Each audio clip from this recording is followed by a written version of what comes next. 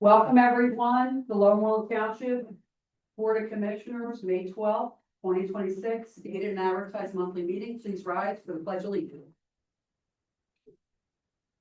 Pledge allegiance to the flag of the United States of America and to the republic which stands one nation under God, indivisible, with liberty and justice.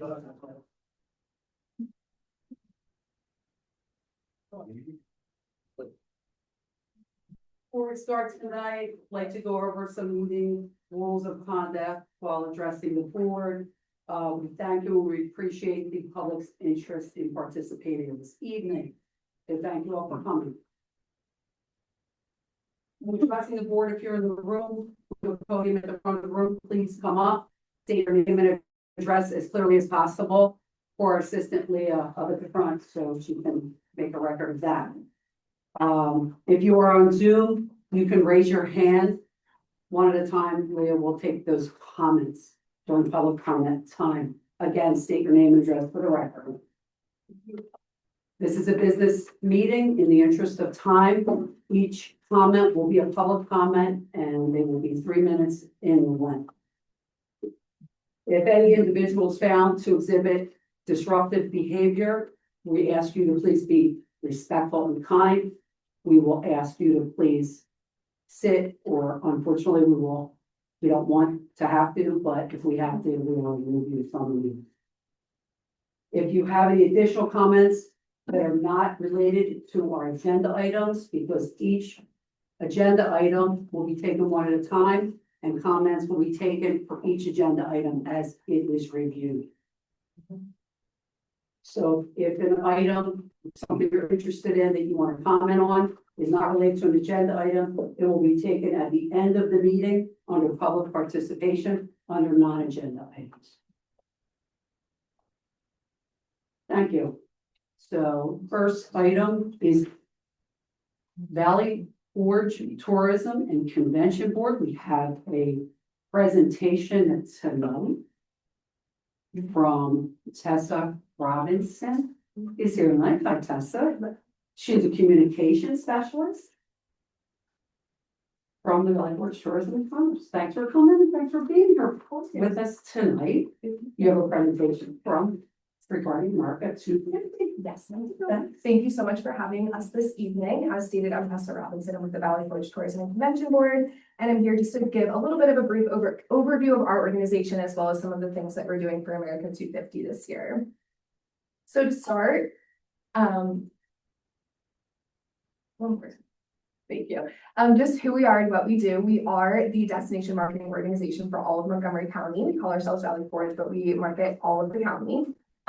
We promote the county as a destination for sporting events, meetings, conventions, and leisure travel. And we are a private nonprofit 501c. So we're funded by the hotel tax. For every room sold in Montgomery County, we get a portion of that back, and then we pour it back into getting people to book overnight rooms. So it's just a cycle over and over again where we pour money back into leisure travel, as well as some meetings and that sort of thing. And then we also are membership based. So we have over 500 members, and I'll get into that a little bit later. So I like to start with why we call ourselves Valley Forge opposed to Montgomery County. That's a question that we get very frequently. There are actually 18 Montgomery counties across the United States. So while in Pennsylvania, we might just know one, there are quite a few. We have a sales team that travels both nationally and internationally. So we find that the Valley Forge name just is a little bit more recognizable for some people outside of our immediate region. So, it goes along with the park. That's very notable, and the history that happened there. So we find that it's a little bit more. But I always like to say that we market the entire county, not just Valley Forge and the King of Prussia area. And then just real quick, our vision and our mission. Our vision is a must-experience destination rooted in the past and leading the future. And our mission is to inspire the world to fall in love with Montgomery County, PA. And then just why tourism is so important to our area. I think it's a little bit self-explanatory, but just to put some numbers to it. Tourism has an economic impact of about $2.5 billion in Montgomery County. So it's a very important industry for us to keep marketing and promoting and making sure that it's flourishing and staying alive. It also provides about 40,000 jobs to Montgomery County. So overall important for everybody, not just the leisure traveler or the person coming in for a conference, but also the people that live here as well. Our organization is split up into two sides, the marketing side and the sales side. So when it comes to our marketing team, we have a lot of in-house capabilities. We have our website and our digital marketing team, our social media. We have an in-house creative team that does all of our graphics. We have a co-op program through our membership program. We do a little bit of PR, and then we also have our mascot, Monty. He's a big furry fox. So if you ever come to any of our events, you'll see him running around, and he helps us get our brand and our name out into the county. As stated before, we are a membership organization, so we have about 500 members from all over Montgomery County. That ranges from chains to small businesses, pretty much every industry, a lot of restaurants and shops and things to do in the area that are looking for that tourism business.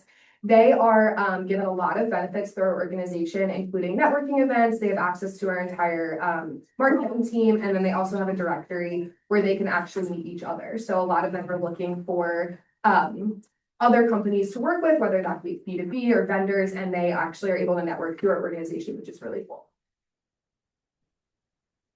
We have 3 digital and print publications that we publish every single year. That's our visitor's guide, our crave dining guide, and our arts guide. They are distributed into high traffic areas. We distribute about 200,000 copies a year, and they're also available digitally online, and people can fill out a form and get them sent to their house. All of our members are listed in the back of those as applicable, so that's another benefit that our members see. As for our website, we actually this year beat our 3 million mark already, but we see about 3 million website views per year. And that is our one-stop shop for everything to do in Valley Forge: hotels, restaurants, things to do, itineraries, you name it, you can find it there for things to do in the county. And then we also have an e-newsletter that goes out to about 17,000 subscribers.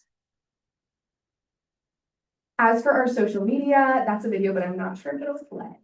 We have about 300,000 followers across platforms. That's majority of Facebook and Instagram, but also TikTok. And then we see about 25 million video views per year. That's actually up to 30 this year. We're seeing a lot of influx for America 250.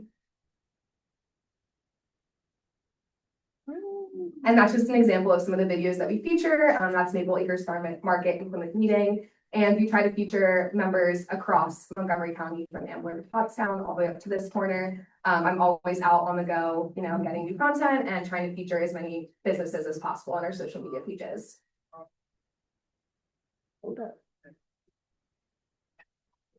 And then some of our annual events. We just wrapped up our 20th annual Revolutionary 5-mile run. We gave back $100,000 to the park this year. It was very exciting. It was a great event.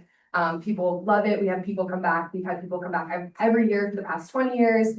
And then we are leading into our travel rally and our Montco Golf Classic, which is at the end of May. And that's basically just a celebration of tourism. We like to give people kind of a mid-year update with how we're doing, and then just celebrate all of the great things that tourism is doing for our county and the businesses in our county. We have quarterly Montco meetups that are pop-up workshops where we invite our members and our prospective members to come and network with each other. They change location based on the quarter, just so we hit all the corners of Montgomery County, and we can invite all of our members out to come see us and hear about what we're doing. We also host workshops during those, which our members find very beneficial. And then last but not least, we have our biggest networking event of the year in October, which is our annual luncheon, and that's also our annual report. So we kind of do an end of year wrap up for how the year went and what we're looking at for the next year.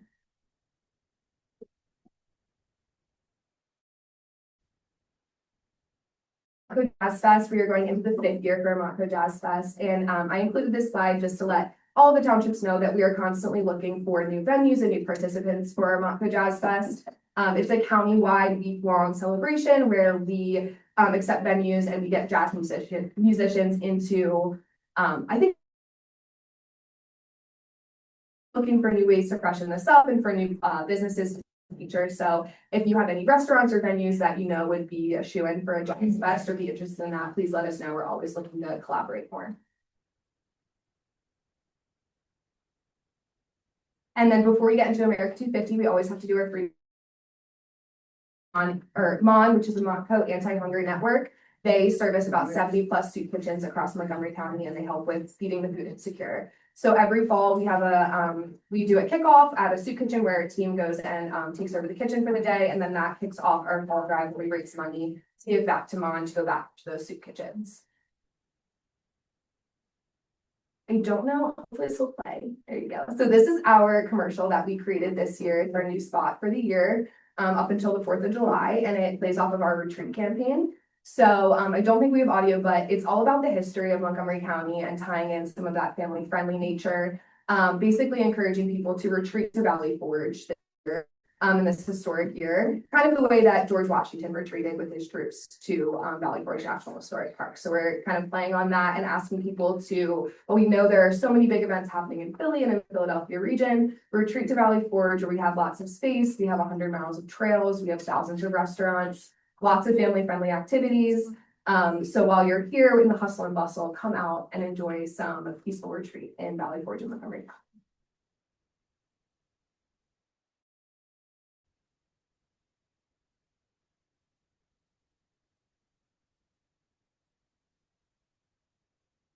And then another one of our initiatives that we created this year for the historic year is called Houses of Declaration. And that we started at the beginning of the year, reaching out to people. We have about 20 participating venues so far, and basically they are live readings of the Declaration of Independence. So this will happen over the weekend of 4th of July, the 3rd through the 5th. And we did that so that people could see them all over the county. And if you have 4th of July plans, you can still catch one near you on the 3rd or the 5th.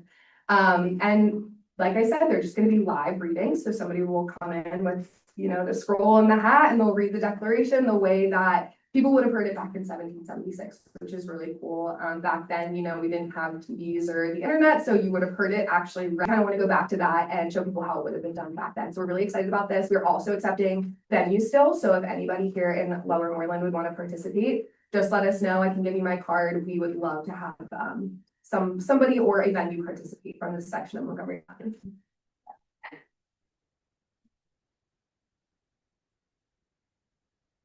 And then I kind of already touched on this, our Retreat to Valley Forge campaign, but we're also celebrating 50 years of Valley Forge National Historic Park, which is really cool. They're the only national park that shares a birthday with our on the 4th of July. So they're going to be doing programming that entire weekend, the same weekend as our Houses of Declaration initiative. Through the 5th, there'll be, reenactments and educational workshops. They're expecting, I think, thousands of people at the park. So that'll be a very fun weekend over there. And then we're gearing up for their 250th anniversary, which is actually next year, the 250th anniversary of George Washington having an event at the park, which will be in 2027 and 2028. 2 more slides left. This is our Pennsylvania Highway of Heroes initiative. We joined along with 5 other landmarks in the state. So basically, travelers can view or go to all of these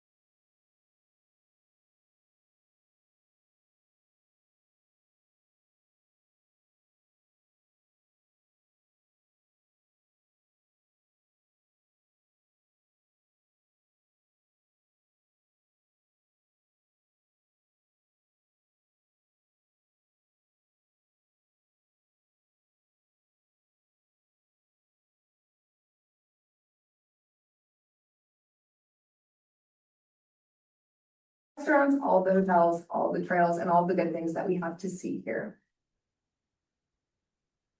I know we're having some technical difficulties, but that is it for me. If you have any questions, oh, there's the calendar. There you go. Yeah, all the things going on this year. Would love to send it to my crowd. Yeah, we have it in the presentation. I'll be able to forward it. Great. Absolutely. Yeah, 3 physical copies today on the side as well. Thank you so much for that wonderful presentation. First, if there are any questions, let me know. Otherwise, thank you so much for having me this evening. Thank you so much. Yeah, leave us some of your cards. What was that? Can you leave us some of your? Sure, yeah, I have them. Actually, they're in my car, but I can run them back in. I'm sorry. Okay, yeah, Okay, I'll meet you around the bodies. thank you so much. Thank you. Thank you. so Thank you much. all. I appreciate it. Well done. Thank you.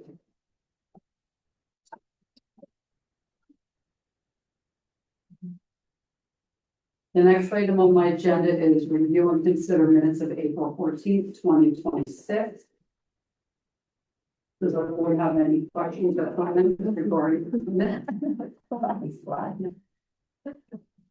The public comment? Any comment from the public regarding our minutes? Anyone on Zoom? Seeing none, hearing none? Okay. Hearing none, seeing none. Do I have a motion to approve the April 14th, 2026 minutes? Motion to approve Motion to approve last month's minutes. So. Seconded to approve the April 14th, 2026 minutes. All those in favor, please signify by saying aye. Aye. Any opposed? Hearing none, seeing none. Motion's passed. Thank you, commissioners. Next item is review and consider the May 2026 bill list. Commissioners, any questions, comments regarding the bill list? I'm sure if you had any, you sent it in, right? Yeah, Okay. I'd say. Does the public have any questions regarding our published bill list? Anyone in the room? Anyone on Zoom? Yeah. Nope. Okay. Seeing none, hearing none. Do I have a motion to approve the May 2026 bill list? So, There's a second. Motion's been moved and seconded. Approve the May 2026 bill list. All those in favor, please signify by saying aye. Aye. Any opposed? Hearing none, seeing none. Motion's passed. Thank you, commissioners.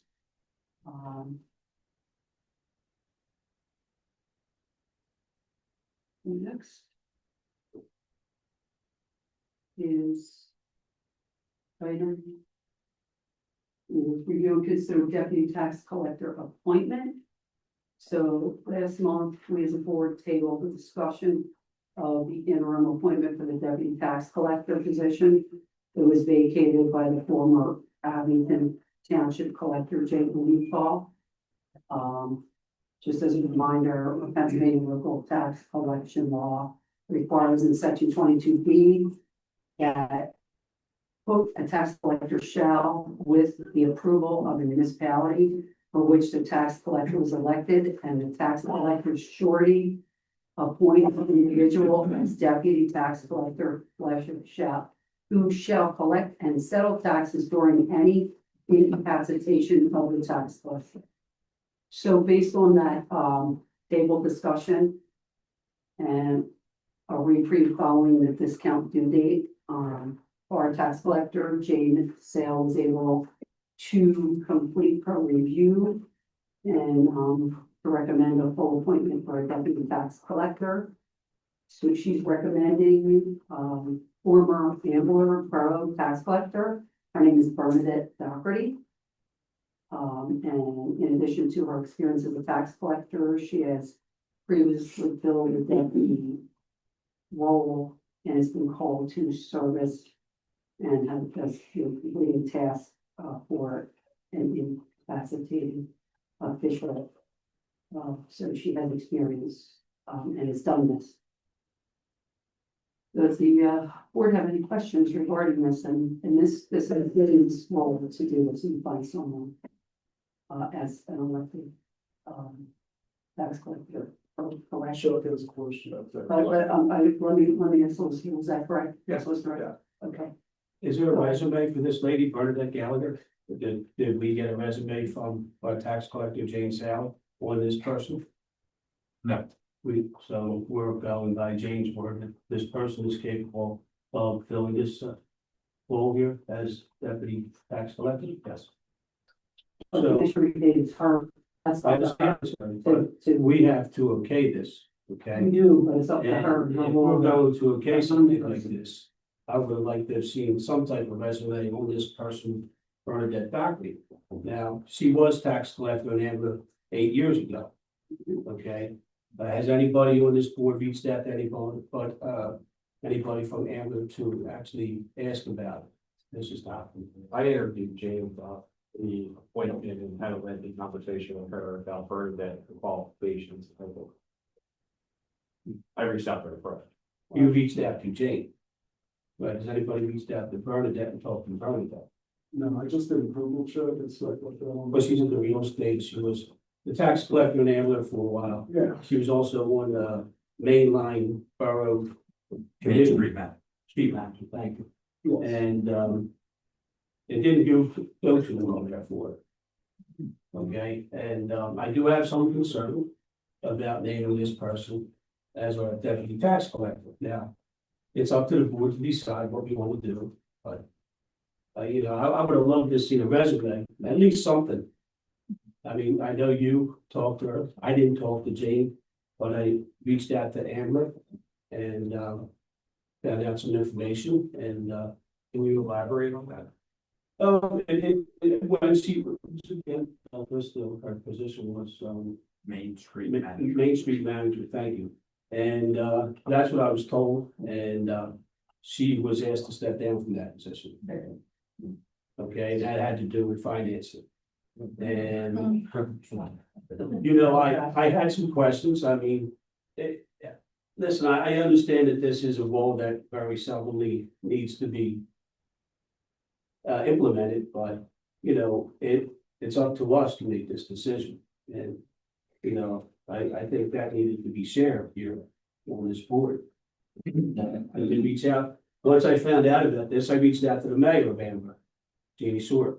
And I talked to Jeannie, and Jeannie said, you know, the same thing that I'm saying here, that, you know, it's very seldom that she does come upon the need, because we do have Jeannie. But if she does, I think we ought to be very careful here. I think that's a serious accusation that you just shared, and I'm not aware of that. I specifically had. It had nothing to do with tax collecting. Well, I mean, and I guess I'm a little confused by it because there's some news articles that were published by the same organization that you're claiming that she was let go from, that was commending her for her service. So, and that was post her service, so I guess I'm a little confused why some It was information kept is saying, quiet. but then publicly there was accommodations that were given to her, so. I guess I'm kind of confused by the source of the information. She's in the real estate, she's a tax collector. She has first-hand information about real estate transactions and sales in the Amber Borough. I'm just, you know, telling you what I've been told, okay, so. I mean, it is, I mean, we have to take a vote. Chris, it's my understanding that if we need an interim tax collector, we'll be able to appoint someone after a period of time. I don't know how that works. I think what you're getting to, so the deputy gets kind of precluded the action if Jane becomes incapacitated for some period of time. Ultimately, though, like, that would come along with a date of likely term. If Jane is no longer able to perform her elected role, then John, what is the process for when the primary elected tax collector can no longer do the role? It's elected, so it would be the next election cycle, somebody would permanently, but does the board appoint somebody in the interim? Would it be the deputy? How does that work? Yeah, you'd have to appoint a deputy if she's unable to proceed. No, we're trying to understand, does the deputy automatically become our tax Our collector tax collector. in a situation where our tax collector can no longer fulfill their duties? But the deputy's gonna step in as the deputy, but that person will be the full-time tax collector. The deputy would take the. Yes, we'll take over the tax collector's position in Lowell Moore, For that's the correct. remainder of their. Right. While they're incapacitated, While they're incapacitated, that's correct. Still a deputy, but they would, Still there. function as the tax collector. Right. and then that would go on a ballot if the elected tax collector that is incapacitated is unable to run again. So someone else would go on the ballot for the tax. And that primary person would have to be a Lowell resident. Right.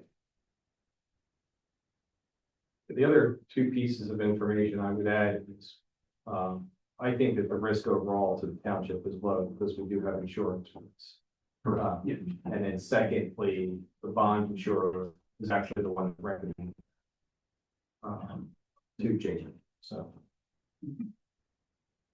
that she's only gonna fill the role if Jane is impacted. correct. Someone on the ground. Not sure any of that is real. Yeah. We'll make them. Part of it. Is Jane on right now? Jane had a family obligations. Right. This is what, 2 or 3 months that we push it down. Well, second one, second, but second person. Yeah. I don't know, at least I found out from the current deputy or fire. Oh, Jay. Or not, yeah.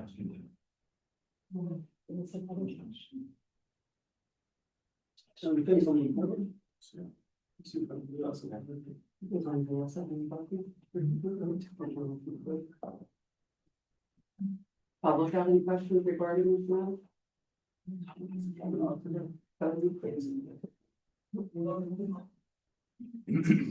On Burns, 3895 Sheffield. I just don't understand how you just said that it has to be somebody from Lower Moreland if it has to be replaced by Jane or Jane. Why are we not looking for a deputy in Lower Moreland and stop taking second steps? Yeah, I mean, the person that would run for the office has to be a Lower Moreland resident, the deputy does not. This is just a filling position, got it. Or wouldn't we want a deputy to be the next person if they're already going to be taking the role over? The vice president. Potential. Let's go back. Thanks for doing the work on that stuff. That's the phone call. I was surprised too. I mean, you know, I know it's not a role that. I don't know if it, I've never heard of it ever happening where we lost a tax collector, we had to have a deputy tax collector come in. I know it has to be done, but, you know, I would have loved to see a resume to read about this thing. I mean, Joe and I do it too. I mean, she's in the real estate, you know. Yeah. She was tax collected at one time in the borough of Ambler. For, I think, 2 terms. So, I mean, being in the real estate too, as a tax collector, I find that a little funny too, you know, because she has inside information that, you know, she can look at. But, I mean, it's up to the board. So solicitor, we wait, say 1 more month and God forbid something does happen, we can still appoint as a. I mean, look, why would we? Yeah, Well, take a vote. first of all, Chuck, when you called Amber Borough. Yeah. Right? When she was a tax collector, you said. 8 years ago. Right, okay, but she didn't, there wasn't anything wrong with her role as a tax collector. It was just as the mainstream now. She did step down, she lost her election. But that was why, Eight years ago, she lost her election as tax collector in the borough. but she didn't do anything funny in her role. No, I didn't say that. Didn't say that. I never said that. No, you said something with regard to the mainstream now, That's correct. something. Yes, She. right. No, you didn't use those words, but something. Right. Not right. Correct. Okay. So your option is to table this, Right, bring it back, or for someone to make a motion, since it's on the agenda, motion to appoint, and if it doesn't pass, then you're gonna bring it back anyway. Right. I mean, it's more difficult because we don't even have Jane here to ask her more of the questions. Well, I think the questions are to, for the document, not to them. So I think what I'm hearing Chuck say, we would like to see a resume or interview her or talk to her. So that's, More information, that's the question. So they're even though it is They're your- only your 2 in the options. event someone's incapacitated. Someone could have an accident, they Right. could have, get the hospitalized. If they will. It doesn't happen often. John said we can take a vote, so. take a I'd like vote. to make a motion to appoint Bernie the doctor as deputy. Is there a second? I'll second. All those in favor, please signify by saying aye. Aye. Anyone? Any opposed? Please Nay. signify by saying Nay. aye. Nay. We're gonna go in there. Nay. Right, I make a motion to table this. Do you have it? Yeah. Yeah, I have. I'm gonna make a motion to table this until next month until we have additional information from James Simmons. Can we ask for a resume? Yeah. Okay. Is there a second? Okay, is there a second? There's a motion on the floor. Is there a second? All those in favor, please signify by saying aye. Aye. Any opposed? Okay, any opposed? Hearing none, motion passed.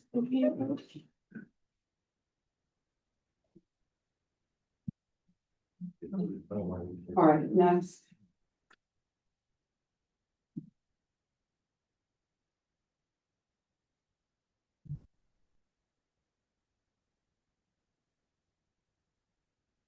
Next is review and consider HVAA use agreement amendment of the field. Human attached letter from HVAC President Elliot O'Brien of C out there Alley, hello Alley. Requesting Elkins field to be added again to our facilities use agreement.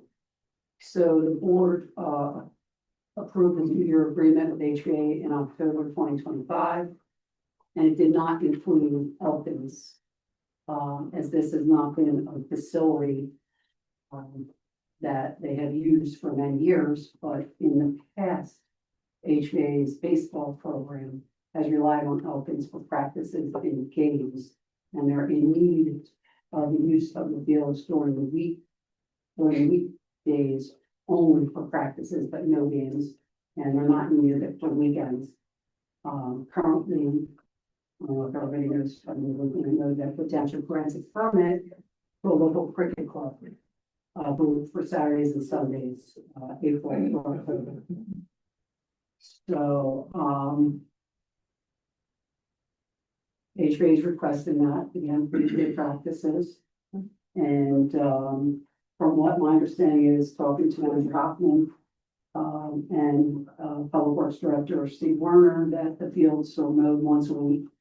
Normally, so it would require no additional maintenance. They just want the grass, they don't want the fields cut out, they just want to really just catch ball and have practices, so nothing else is needed there. And they're looking for what, April to October also, No, just to broadly add it to the. just broadly added to And it. then they will let us know kind of what weekdays they would. Okay. And, I honestly, think it'd be good for the businesses, like their shopping center. Because the kids and the parents will go to the pizza shop, the ice cream, don't get along there. But, let's open up to the board and think, and ask how you feel about the kids using that field. It would be nice to see some kids on that. Just even for practices. The reason we took it off, or nobody wanted it for a while, is because it used to flood regularly. I don't know. Lately, it hasn't been. And if they wanted, as far as I'm concerned, you can have. Yeah, just for practice, please, right? Because I walked that field the other day, I talked to Steve, and the divots over there, looks like someone put golfing out of there. And, Someone's golfing. Yeah. It's not HVAA. You don't have that sport. right, I understand that, but, you know, for practice purposes only, just use caution, please. Correct. Okay, thank you. Given the state of the field, is there any liability of the township to open it up? I would not argue that there'd be any more liability than for any problems. Did I miss anything else? You got it. Okay. You know, any questions from the public? Regarding this one? Any questions? I do. Well, hearing none, seeing none, like to, is there a motion to I'll approve make a adding motion to Elkins approve. field to the HVA facilities use agreement as described? I make that motion. Second that motion. Okay, motion's been moved and seconded to approve adding Elkins field to HVA facilities use agreement as described. All those in favor, please signify by saying aye. Aye. Any opposed? Hearing none, motion's passed. Thank you, Commissioners. Next is the administration report, Manager Hobson. Turn it over to you. So the only two items that I wish to report on this evening, just one is a heads up. We do regular engineering projects updates with engineer Woodrow as well as the team from Bowman. So we have a couple of projects that are progressing their way through design where we would like to be able to present those to the board so you're aware. They're either ones that we have design grants for, or we have done some preliminary work to use as the basis for future applications, either for final design or construction. So we're going to do that tentatively scheduled for next month. And then the other was just wanted to call out that we did have our first MS4 stormwater system quarterly planning meeting. One by one, as we need to turn a more deliberate eye to all of these things that we're responsible for. We are, as the board had approved, utilizing our partnership with Center for Watershed Protection to help guide us through everything we need to do for our stormwater. We did have our first meeting, and we'll continue to do so with compiling in just an unfathomable amount of information. Thank you, Manager Hoffman. Does anyone else have any questions for the manager? You're welcome. Any public comment? Anyone from the public? Okay. Our assistant manager, EJ Lee. EJ, hello. Hello, I just want to report that the township's audit for 2025, the state component of it is complete and submitted to the state. That's basically just all our financial numbers to show what was received, what went out, and that component's done. The financial statement in itself, which contains more financial analysis of the township's financial status, that's still pending, and that's more up to the auditor as she is still reviewing and going through all our documents, and hopefully that will be available very soon. But as soon as the DCD portion of our audit was complete, I received a call from the state that our 3 to 5 year pension audit is dropped on us literally the week after. So just when I thought my time freed up a little, the state has taken up all my time the last month for our pension audit. And that basically is them just reviewing all the funds that we received in state aid and ensuring that it goes towards the pension for both uniform and non-uniform accordingly, and that we are following the regulations in our own pension laws. So all of that is just providing a lot of information to them and them just kind of checking along to make sure we're following the rules. And so far everything is fine. We are scheduled to close that out next week. That was like a marathon audit. So just, I just like to share those with the public to let them know that because we are a public entity that receives funding from various sources from the state and federal, not so much federal except for the COVID grant, and from the county, that there are certain checks and balances in place to make sure all funding is appropriately expended by the township.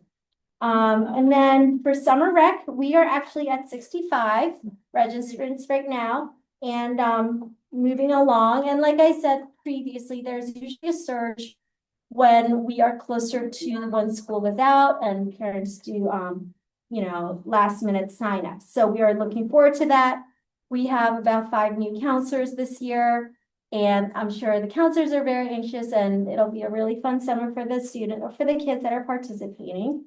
So if anyone has kids and still need to sign up, that is an option available for you this summer. And that is it. Thank you very much. And thank you, Lillian, for always sharing it. We appreciate it. And I will submit, I will accept on behalf of the assistant only. For here for assistant. Next on my agenda is the tax collector's report, and because Jane is in this evening, we Manager Hoffman is going to cover. Yes, just a few simple updates.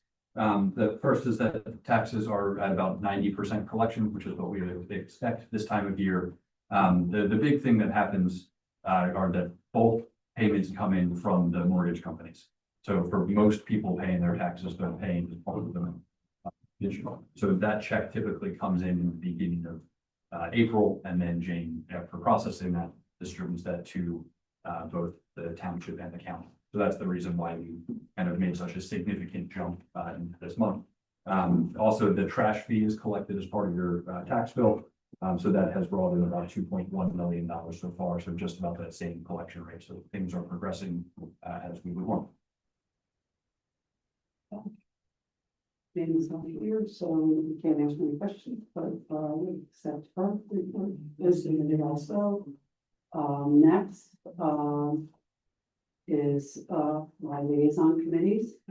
So I have Moreland Township School Board, Moreland Township School District Varsity Committee, HVAA, and Moreland Township Community Events. Keep this as short as possible. I have an email from Elliot O'Brien to just give a short report. The in-house baseball is going on right now, and over 75% of the registrants are Lower Moreland residents. There are 4 in-house leagues. It's T-ball, minor prep, which is they play at the bus barn, which is the school district. Minors and majors are at Lower Moreland Park. Travel plays at the school district fields, Ridgeway Ridgeway and Lower Moreland Park. Baseball is dependent on field sizes because of different age levels. The Friday night on the lights went well. They started with a softball game and then baseball game, and out of reports, it's nice to see the children playing and a number of residents and children and adults with the team and neighbors in the park at the field. And Allie didn't receive any complaints and I didn't receive any complaints. So that was really good. We were very happy about that. And I know Steve just received maybe one little complaint from one resident in the corner that maybe had sand or trash blown towards his yard. It wasn't really a big, I think they just, the residents just picked it up. So then in-house soccer registration begins soon. 80% of the in-house players last year were from Lower Moreland. This year, HVA has 250 parent volunteers, 55 high school volunteers, and without their support, HVA could not happen. It is a volunteer organization and it could never run without them. Over 2,000 children and their families depend on HVA for their recreational activities. And want to thank and congratulate Brad Sorkin. So I know he was just given a very big so that's the HVA report. Lower Moreland Township School District, the school board. I attended the meeting on April 21st. A lot of policies were approved, and just to give a little update, it'll be combined with the DEI because they put a policy in place, and there haven't been any meetings this year, but they have a cultural night in April, and Fine Roads is scheduled for tomorrow night, May 13th at 7 p.m. So that covers the diversity committee, and Commissioner McDade covered the May 5th meeting for me, which she's been covering a decent amount for me because of my shoulder injury, and I want to thank you very much. So tonight I'm going to officially appoint Commissioner McDade as a liaison to the Lower Moreland Township School Board, and I'll remain on the other 2 committees on the school district that I have served. So Commissioner McDade, if you want to Give it to them at the end of my report with public works. Do you want me to give it to you now or do you want to do that now and maybe I'll bounce back? or do that now? Okay. At the last school board meeting, the budget was discussed, the proposed budget, they voted on it. The final vote will be taken next month. The administration of the school board and the administration board of the school worked very hard for the budget. I'm very pleased with what I heard, but the final vote doesn't come until next month. I don't know, I mean, we've got a good room here tonight, but the talent that we have in this school district is unbelievable. The kids that sang at the meeting before were just off the chart. I mean, how proud the parents were of these kids. And these kids, they go all over to perform. They're going to New York. They're performing down at the lake. These kids are outstanding. We have one heck of a music program here in Lower Moreland. And if you get a chance, please see these kids sing. They can sing. And they're very, very good. Very good. They won awards. And I was shocked, how great these kids were. But, the school board's moving along. I wouldn't want to be on it, but they're moving along. That's the end of my report. Thank you, Mr. David. So then, I will just finish up with regarding community events. Public Works Director, Steve Werner has it covered in his report. So I'll have him cover that with regard to some of the events that, our project manager, Leah Simmons, and I assisted her with those. So, but I want to mention that Leah has already scheduled our fall events. And I want to thank her. Our trunk or treat, our moving under the stars, she coordinated with our Huntingdon Library, so our trunk or treat's all set, Procto, thank you, Leah. And to just let the board know, because we have tried to get ahead of all this, and moving night under the stars, the Huntingdon Library runs it, it's sponsored by the township, so that's scheduled for September. And when we hear from, the powers that be, fire prevention will be scheduled. And want to thank her for that. She's always one step ahead. So just to mention to the board that our Memorial Day sermon will take place at 11 a.m. at the Huntingdon Valley Library. And then just one other thing, that there is a new Rotary Club. I think I mentioned at the last meeting, they didn't have a good attendance.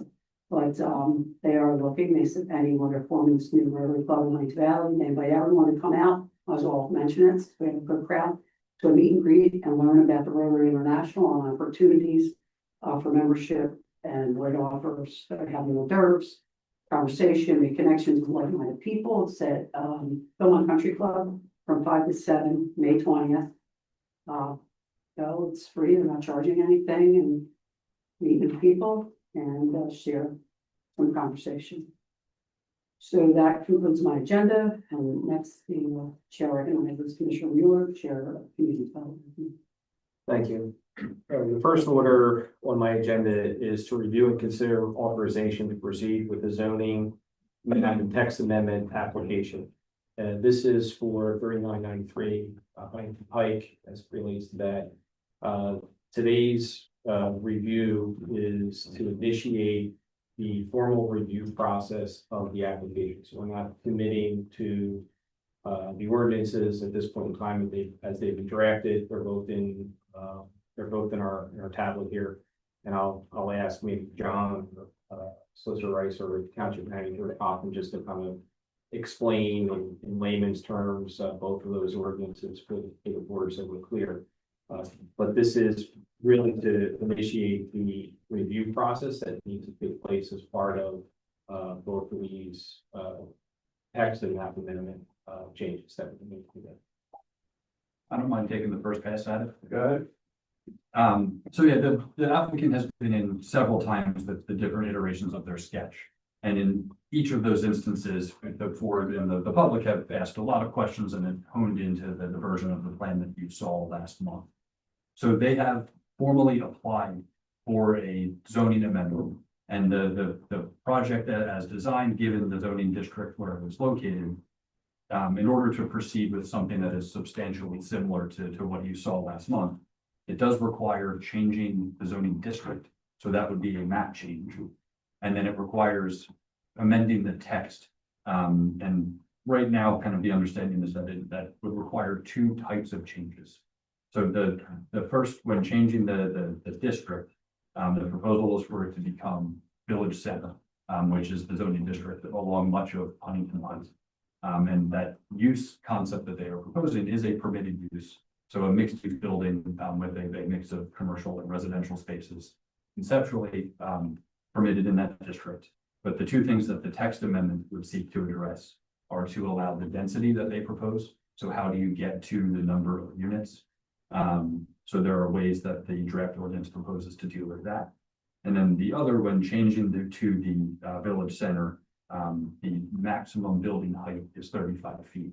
So there's a proposal for how to get to a maximum of 45 feet, which has to do with for every foot that you kind of exceed the minimum required setback, then you can build an extra foot along the building.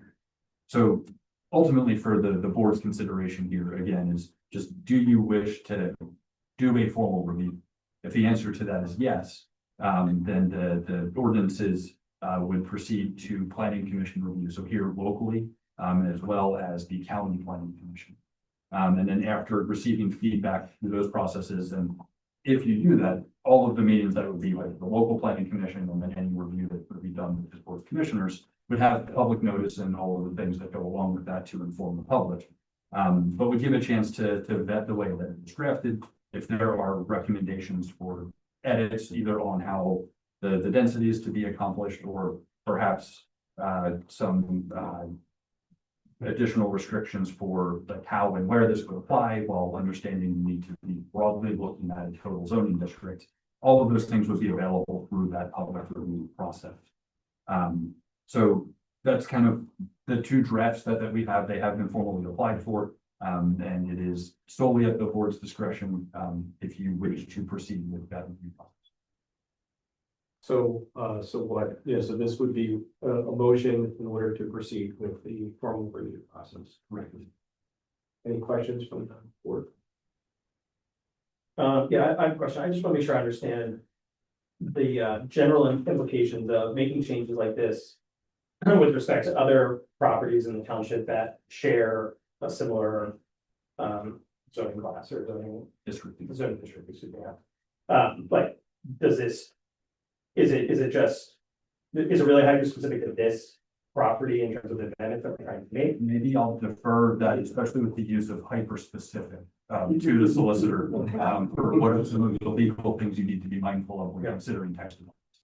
Well, there's two things here. The zoning map, which would change this, the mixed use zoning district, and then the text amendment.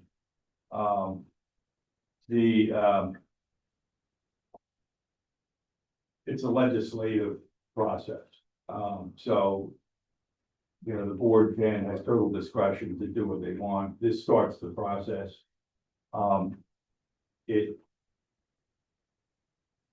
would basically, because we are going, Mr.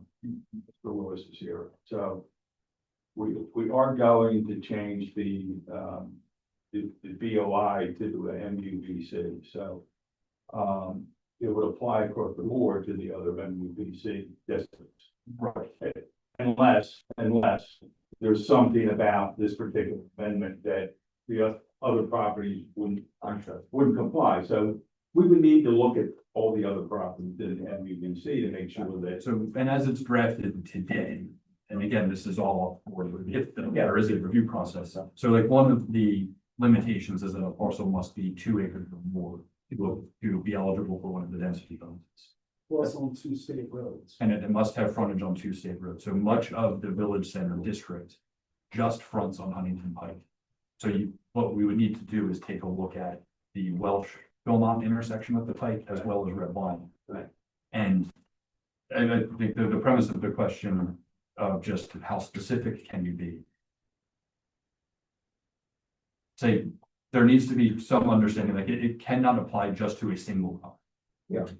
So that's the thing to be mindful of. But then you can take a look at the other properties that it does apply to and look at and practically what is developable there with an understanding of something that is more than 2 acres triggering NPDES permit requirements. What are the sizes of the properties that exist in these other locations? How many would have to be acquired to get to 2 acres? If yes, it's allowing a certain building height, but to get to that 45 feet, you are essentially shrinking the building envelope by increasing the setback to get to that additional. Yeah. So when you do that, and if you take a look at other parcels here along Huntingdon Pike, practically what does that yield on the site? Can you actually physically construct a building? So I think that's kind of the, I don't know if it's the right term, but like the risk analysis that your consultants would do on their behalf to help define how it may apply elsewhere to work your way towards a comfort level enough. Gotcha. And I think just like, so thank you for all the information. It's very helpful. And I'll just kind of clarify what I was trying to understand. The implications here are on other zoning districts that share NBC. It doesn't necessarily open the door for other BOI or the BOUs, the BOI districts to to just say like, we want to change as well, and we can make this change. That's not what's happening in terms of, And this would be a singular consideration for one property that is currently zoned as BOI. It would become MUBC. gotcha. And then the text amendment you would kind of test to see how that applies to the MUBC district. Gotcha. Okay, yes, that clarified. With the specific language that's been drafted in there with the comments that we just talked about around acreage, setback, few state roads. Yep, and that all makes sense. Again, I think what the concerns that were brought to me were more, this is open a door for other properties to make changes and say, hey, they're making a change, we want to make a change. And I didn't believe that was the case. So I think what I'm hearing is that's not what No. the indication of I mean, it. this doesn't create any legal precedent. Yes, Doesn't mean somebody might stand up and say. they can and I want- and on individual. Yes, somebody could always say that, but it doesn't set any legal precedent, doesn't compel you to do anything. This is not like a zoning hearing board situation. This is legislative, totally discretionary. If you don't like it, there's really no appeal. Yeah. You know, beyond the township. So the other two parcels would be OI, okay, is that red line and fill line? If you remember, we had the red line and fill So line. that's one of the other. One of the other three parcels that come under this B OI, okay, red line and fill line. It's at white office building, the Fairway Plaza, thank you. Right, the gentleman's came in here, the architect, they presented a drawing for the assisted living home on that property, okay? Now, my concern is if we change something like this up there, will they come in here and ask us to do the same there? With the height of 45 feet, with the density, and that's a major intersection that floods a lot. Are we opening up something that? Right now, that's zoned for businesses up there, that parcel, Hightop, zoned for businesses, okay? That's what, you know, he wants to put businesses there, but he also wants to put residential on top of it.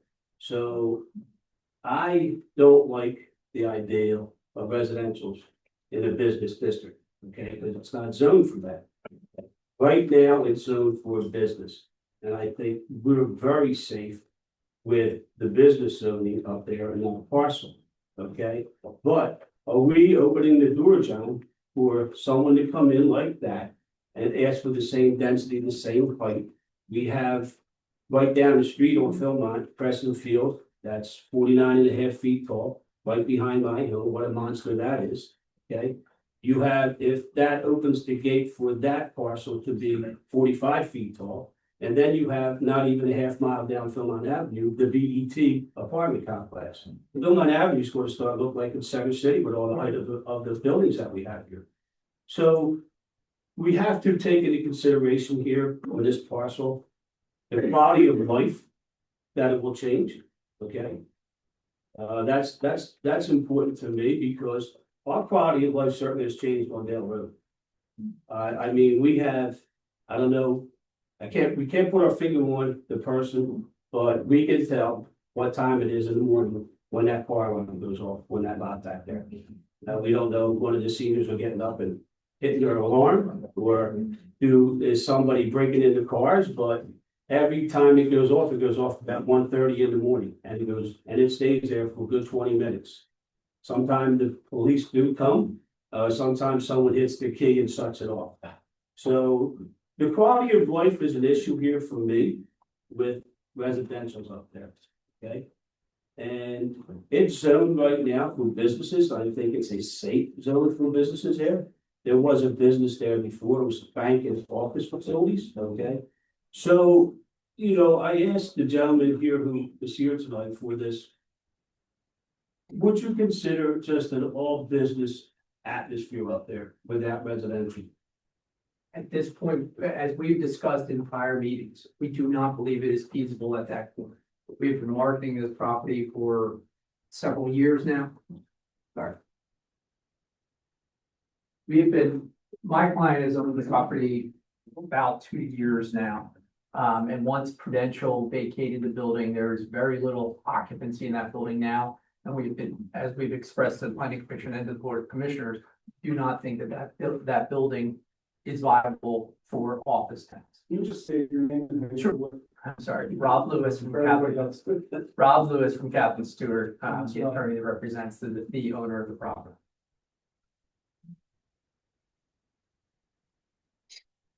So Chuck, I think the applications here because of, we've had a bunch of, the marketability of the building for business use. Yeah, So that's, I mean, that's. well, I mean, your plan that you showed us was, restaurant and businesses, right? Small businesses.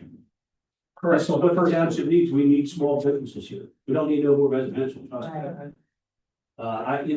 We have the Philmont Country Club going up and they're having a hard time selling them. Okay? We have the BTT project that has been voted on by this board to go full forward. It hasn't started yet. There are apartments. We have Gloria Day, there are apartments, okay? Senior apartments, okay? I think we have enough apartments in our township.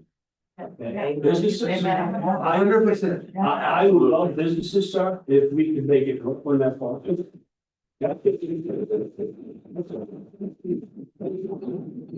As a board of commissioners to you to see if anything can be done on that parcel with the business thriving to make it successful. And as I have expressed and as we've expressed over the last several years discussing this project, under the current zoning, it is not feasible to redevelop that property solely for commercial uses. We've gone through a number of reiterations of that project, anywhere that were, some, 2 or 3 different proposals that I think this board and myself included that we were not in favor of, that were more business driven to be able to use the property in some extent as it was intended with less residential and I think the options to be able to do that were one that I certainly couldn't support because it involved drive-throughs and, things that would put in a lot more traffic into that area. Based on, conversations that we've had, not only with this particular developer, but others, I think that office space in general is almost dead. So, have to be some other model. And in meeting with this particular developer, in listening to the comments from this board, planning commission, the residents, there's a proposal now in front of us that seems like it's taking, at least, the least amount of impact for what we could do in order to develop that space. And that's kind of how we got here. So, and some of this, Chuck, I think Commissioner Dave was before you, when looking at these different versions, and this is kind of how we came up that try to have the least amount of impact on the community and residents that are adjacent to them.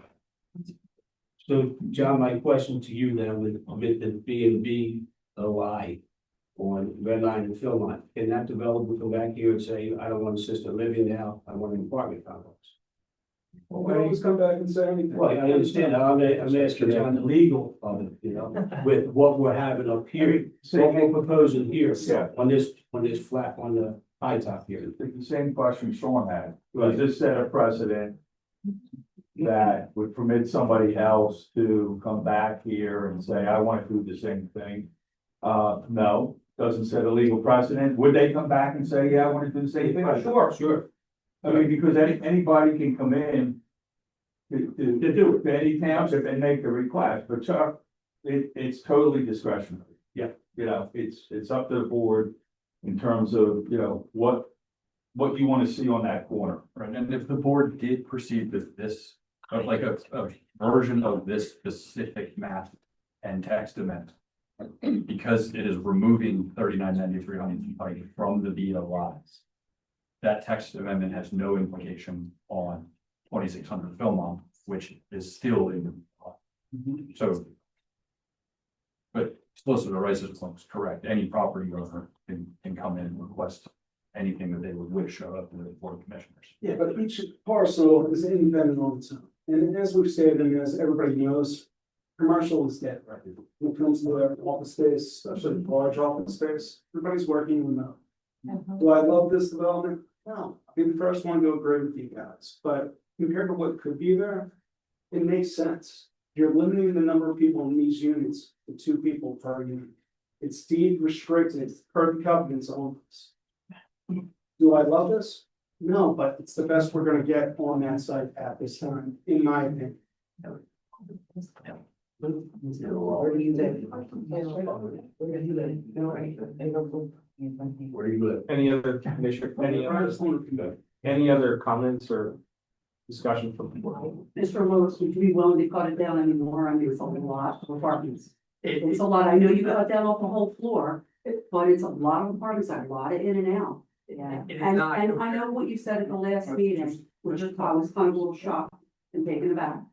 And it's my ward and my residents, and, it's 45 apartments. And basically, right now, it's one way in and out on County Line Road, a right in and a right out. And like you said, you don't know, it's PennDOT, but you don't know if they would make that 2 ways, so it would basically be an ingress and egress on Huntingdon Pike, and that's a short span from Huntingdon Pike, and County Line, and there's the traffic between there and Barnswallow, and it's all the way backed up, all the way from Southampton, and then all the way down both ways. And, that's what I hear from the residents. And that's, and I understand you made some, a lot of changes, I appreciate that. But it's still a lot of units of the residential. And that's what I heard a lot of in really listening to my residents. Maybe I could deal with the commercial, but there's a lot more residential units also. Maybe half or less than half of the residential, or maybe, one or two off of the bottom shops or whatever, because they don't know. It's the unknown. They don't know what's gonna be there. They don't know the times of operation. It's kind of blending, the quality of life. It's next to homes, single family home development, where they want the quiet enjoyment of their space, their backyards, their front porches, their pools, with their kids in the backyard. And I understand, believe me, your product looks beautiful, but, they've lived there. People that live here don't just live here and sell and leave. It's their grandparents, their parents, their children, their children's children. It's generational. So people don't want to leave because they love it so much. So that's Lower Moreland. And that is what that corner is. And I understand it's on 2 state roads. And taking a look back, I wish that the original builder thought that and made that a part of our development, but he did not. And I know you want to do what you want to do, and you've made a lot of nice changes, but at the same time, it's a lot for everyone living there, Torso. Change is always hard. I understand that. And I don't want to rehash 2 years of history. It's not beneficial to anybody. But I'll say this, I'd love to see commercial. I'd love to see the offices flourish and have that office building full. If that office building were full, the traffic would be more than what we are proposing. Yeah. So. Please don't have to be alive. Right? I know my business better than you do. You live, I live right around the corner, thank you very much. So, anyway, if you have 30,000 square feet of office, functioning, built with medical office or standard office, the traffic generated by that is more significant than what we're proposing. I fully appreciate that it is change, and it's significant change, but we have spent 2 years trying to go from what we really wanted to do there. My client wanted to do commercial development, but the only way to sustain commercial development there had impacts that were not reasonable to your neighbors, to your constituents. They weren't reasonable. We were asked to go back to drawing board. We came back with several different proposals, all different concepts, right? And each one of them has challenges. Each one of them has things that people may not like. What we had worked that down to originally was a mixed use concept, which was the first thing that got some traction and some interest both from the planning commission and from the board of commissioners. And at that time, we were proposing 57 residential units and a larger first floor footprint, which is what we thought not only the property could sustain, but what was appropriate there. And we were told by both the planning commission and this board, that's a lot. Can you go back and can you make this better, make it less impactful? Or, take a look at it. And honestly, we thought it was dead. We did not think that we could change those numbers. You got to make it pencil. But we did. We managed to go back. We managed to shrink the footprint of the first floor. We managed to rearrange that footprint to increase how far it was set back from our property line.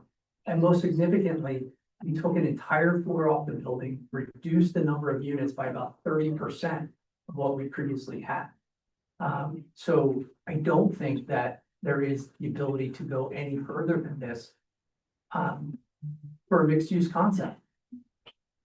It's the only way to make it work. You have to sustain the businesses that are on the first floor. And we're agreeing to a number of very significant restrictions on those units to try and respond to some of the comments and concerns, limiting them to one bedroom, limiting the number of occupants in any room. And in the end, we do think that this property is well suited for that. It becomes a buffer between the intersection and what's across the intersection with that residential neighborhood, and does attempt to blend what is there today with the longstanding community to our rear. So I have a question. Right there, we want to build, I can go half mile down to Southampton, and I have all the amenities that I need. That I think some of the shops that would go there. You think you have the capacity to fill in retail stores with what's so close to you in Southampton? We do. What We type of certainly think- stores- What type of stores, or what, any ideas? First and foremost, we want to have a local restaurant, some sort of local, because without drive-through, we're not getting a national chain type restaurant there. So it is going to be a more community-based restaurant. We've also talked that if we ever get to a land development process, that likely that restaurant is going to have to be willing to agree to restrictions on hours, that they're not open until 1 o'clock in the morning, that it's somebody that's going to have a more local presence. So a restaurant, yes, we think that becomes a primary staple of this building. Then the other fill-in of those retail can be more service oriented, whether that's a fitness, a studio, something of that nature that does help serve the community. People may not want to go all the way to Southampton or wherever else they're going. Could be a hair salon, could be something like that, that will go in there. We do think that we can fill that space. Again, we have a limited amount of space. We shrunk the footprint down pretty significantly. But it can be not only serve the residents in that building, but also hopefully be something that people from around the neighborhood will actually utilize. Do you think that a single parent would want to live there and send their child to Lower School District? I think it's certainly possible, but these are one-bedroom units. Right. It's possible, right? Absolutely, it's possible. Anybody can make anything work, particularly for a short period of time. But that's not the market for what we're proposing. I know it's possible. Are there any other questions from the board? And we can circle back after the public comment, but just to try to keep things moving a little bit. So I'm going to reserve my comments to the end. So I'm sure there's folks here tonight that are in the room, and I'm sure there's some on Zoom. So let's start first with the folks that are here tonight. If you'd like to make a comment, if you could approach the podium, please state your name, your address. And I see your hand first back there in the corner, so come on up. Please state your name, your address, and please try to limit your comments to 3 minutes. And I would also ask that if you're first, you get to say what you want to say, but in the interest of time, because I know there's a lot of folks here tonight, if somebody has said something, maybe just say, hey, I agree with the first speaker, and we can just try to move this along. I'll be quick. Thank you. Hi, my name is Rachel Yashin, and I live on Frosh Lane, which is in Alvadale, 2 streets from the proposed development. Your number, address, and first, 1028 Foster. and for the. I am here because I strongly oppose this current zoning changes, especially the additional 45 apartments. I understand growth and development are part of the community, and I'm not against businesses, small shops, or restaurants that fits our town. But adding high-density housing on top of commercial space in the specific area raises serious concern for me and many of my neighbors that I actually talk to. First, though, we discussed, of course, is traffic and safety. We already just have Wawa that we just added across the street, and traffic increased significantly. The roads are busier, intersections are more dangerous, and it became harder and less safer for families with little children in the area. And of course, we talked about quality of life. Adding dozens more residential units will only increase the congestion and create additional safety risks. Secondly, about schools that we just discussed. Our schools are already overcrowded. We are a small, desirable school district, and our family moved here specifically because of the schools. I understand the argument that this would be mostly one-bedroom apartments and supposedly will not attract families with children. But realistically, this is not how people make housing decisions.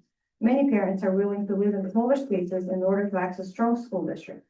We cannot assume these units will have zero impact on the enrollment in our school. And third, once zoning changes are approved, they're very difficult to reverse. This decision will permanently change the character and the density of our neighbors. Residents deserve careful planning that prioritize infrastructure, traffic studies, school capacity, and public safety before approving major increases in residential density. I would ask you guys to consider alternatives. If the goal is to support businesses and improve the area, perhaps commercial development, shop, restaurants, small businesses could explore, but anything, just not adding apartments. Thank you. Thank you.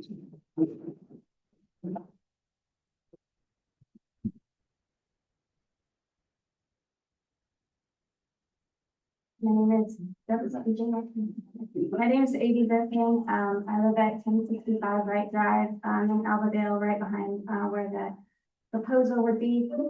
Just really quickly, I understand we don't want to have land sitting empty, doing nothing. That's not helpful for our community. It's not generating income right now, so I understand the problem. But I think that the solution needs to be looked at, logically and methodically. I'm not foreign to this kind of work, so I would just ask about, I'm assuming there would be some sort of impact studies that would be done, traffic impact, the impact for, with the infrastructure that has to be developed to support this, this size unit.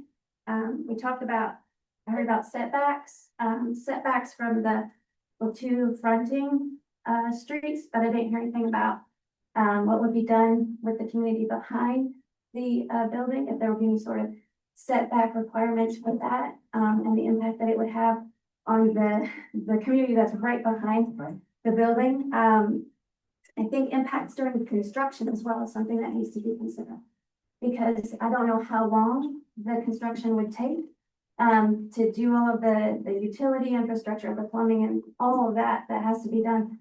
And then the impact on the community during that time, I think that needs to be considered as well.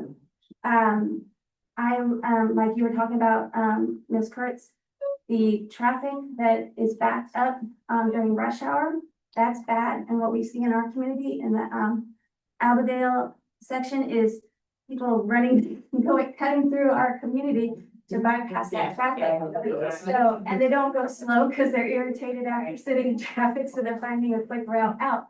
I don't want our community to be the bypass during construction, and then once the building is completed, I don't want to see our community become the workaround where people are going through really quickly to get around normal traffic. Lastly, I would say that limitations on that parcel, the ingress and egress that you talked about are already problematic.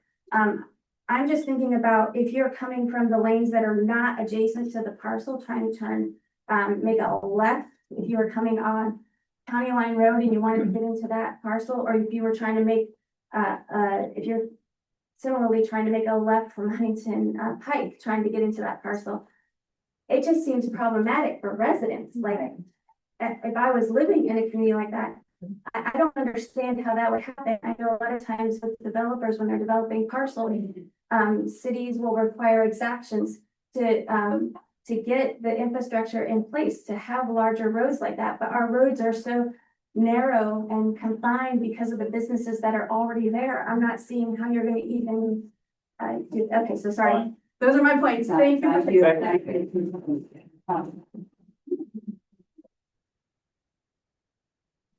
Susan Contello from 900 Long Swallow Lane. My concern is that there's no senior centers in this area, and why wasn't it considered to be like a senior community center? Because the only center we have right now is the library. So open it up to senior activities during the day, no residential, but to make it for like after-school programs or more of a community-based parcel than an apartment or restaurant. We have businesses down the road in Southampton that are standing empty. We have businesses in Bryn Athyn, right down the street, standing empty. We have businesses over on Huntingdon County Line Road that are standing empty. There's storefronts that are standing empty. That we really need to consider what the community wants, and I would like to see the board send out a survey to the community in Aberdale to see what they would like to see there, and not just make the decision without our input. Thank you.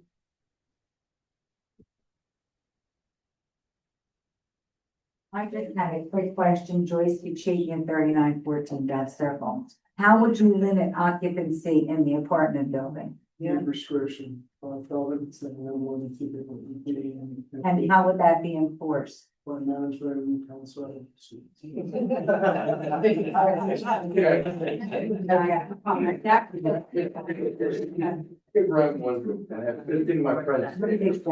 Let's, like, Paul Burns again, 3895 Sheffield, and ladies, they were all great points, and for you, I'm sorry that everyone picks on you, because we know you're just doing your job, so thank you. My questions are, if you're having these appointments, how many parking spots you're gonna have for each one? For 40 or 45, you have to have at least 2, so that's 80 parking spots. Where are the people for the businesses gonna park? How are people going in and out? I live directly across from Huntington Pike. If it's 45 feet, I don't want to see a building. How are you going to block us from that without putting up a horrible wall like on the turnpikes? I mean, trees can't get that high, but I don't want to see this stuff myself. Again, they said the traffic was there. Sewer and all that. Do we know if the water system is sewer? What about flooding? Do we have the capability to do all this? So it's not either going to come back towards us or onto county line and flood everything. We just have so many issues in here that it's ridiculous. Again, the emergency, I know last time that Denise was saying you have to do your, projects to see if the emergency service can get in, get out, the fire trucks, all that kind of stuff. But my main thing is the traffic. Again, it's like people are saying, it's not 3 o'clock. I mean, I say 3 o'clock because I look out my window at 3 o'clock.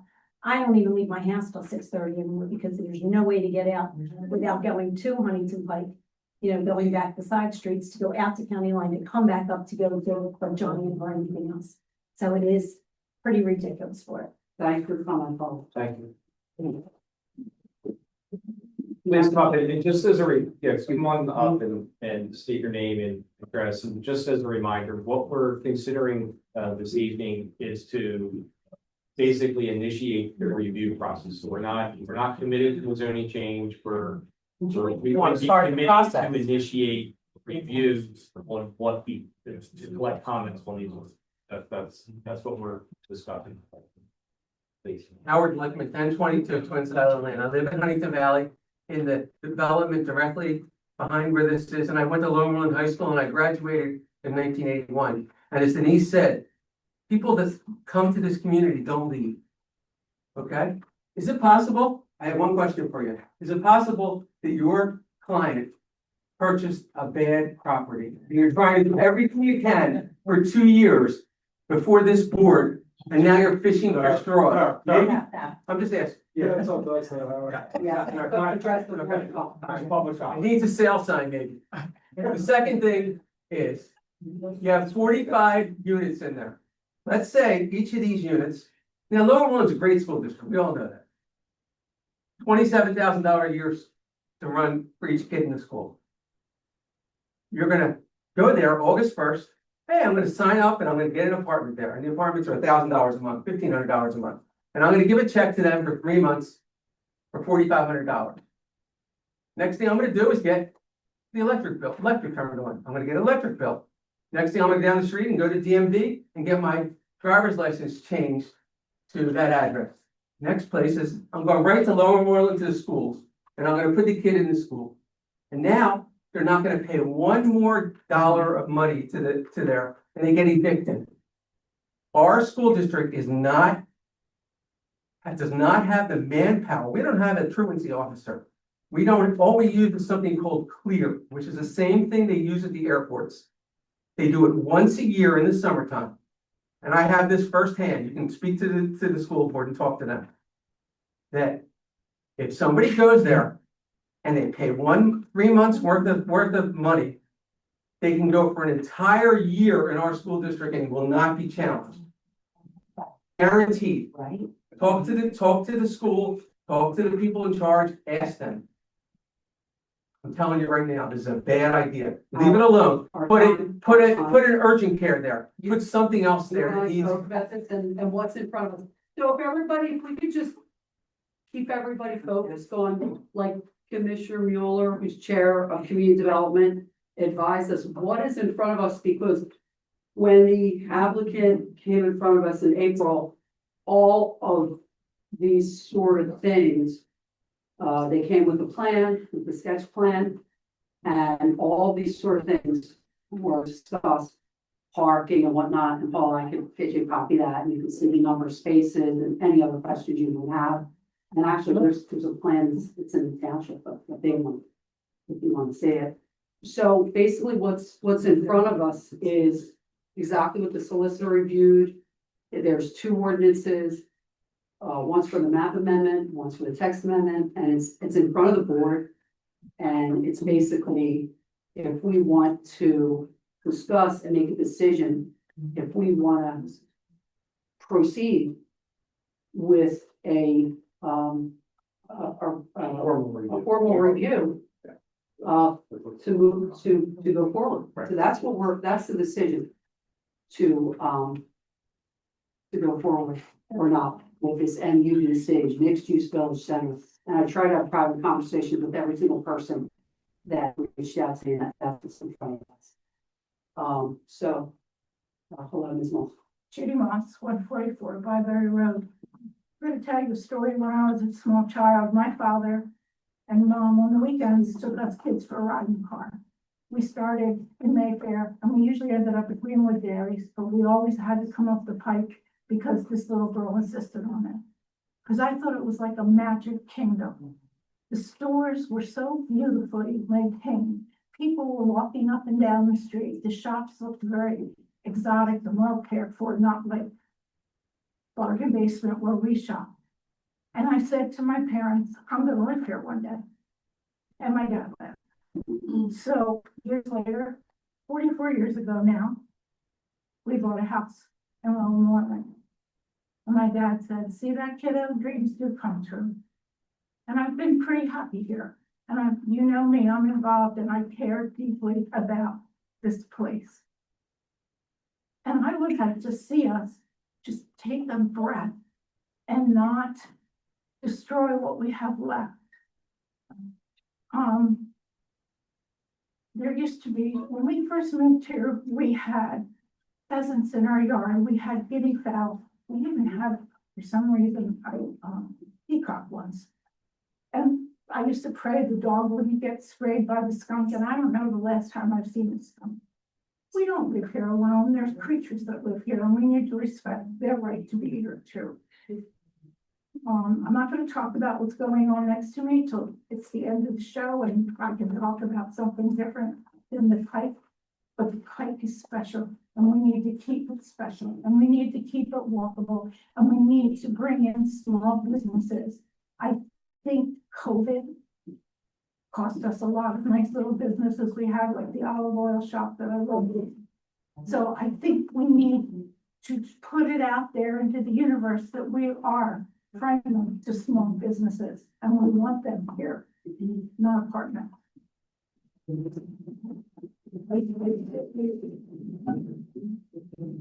Good evening. My name is Larry Van Pike. I live at 1386 Fulton Road in Stone Island. So I think the main issue is more of the consideration of change in the zoning, which could have other effects that Commissioner Davis brought up. And the real issue that we have is infrastructure when it comes to roads. Those of us that live there, we all know what Huntingdon Pike and County Line are like. And if this affects there, and then we make additional changes, the changes come to other parts of Huntingdon Valley. Belmont Welch is already an issue, all the places that these kind of changes could be made. We do not have the road infrastructure for it. I'm one of those victims that sits on Huntingdon Pike at 3:30 in the afternoon to go pick my daughter up from daycare in Southampton. And I watch all the cars go illegally into the oncoming traffic to make the left on the county line. It will only get worse. I think we're all aware of that. I mean, the parcel is what it is. Listen, I do development too, not here, but I feel your plea. It's from an infrastructure standpoint, it's not just this project. Although it could seem manageable, it's what could affect it down the road and other projects that could happen. You know, you brought up good points about things that are going on at Philmont. As these things change, and yes, I get it, that it might only be this. Because I've done these things, it spirals, and then it becomes less of what Huntingdon Valley actually is.